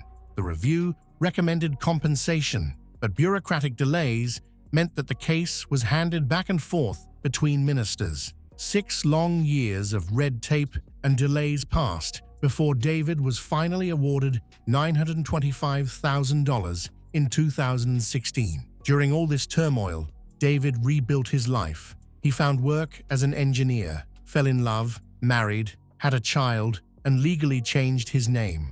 Rumor has it that the family eventually moved to Australia, perhaps to escape the long shadow cast by the case. As for the Bain family home, no trace remains of the original property that was burned down in 1994. The site has since been completely transformed into a landscaped, modern 3-bedroom house, erasing the physical memory of what happened there. Over the decades, the story of the Bain family massacre and all its related evidence has faded into the distant past, becoming almost like a dark legend whispered about but rarely confronted.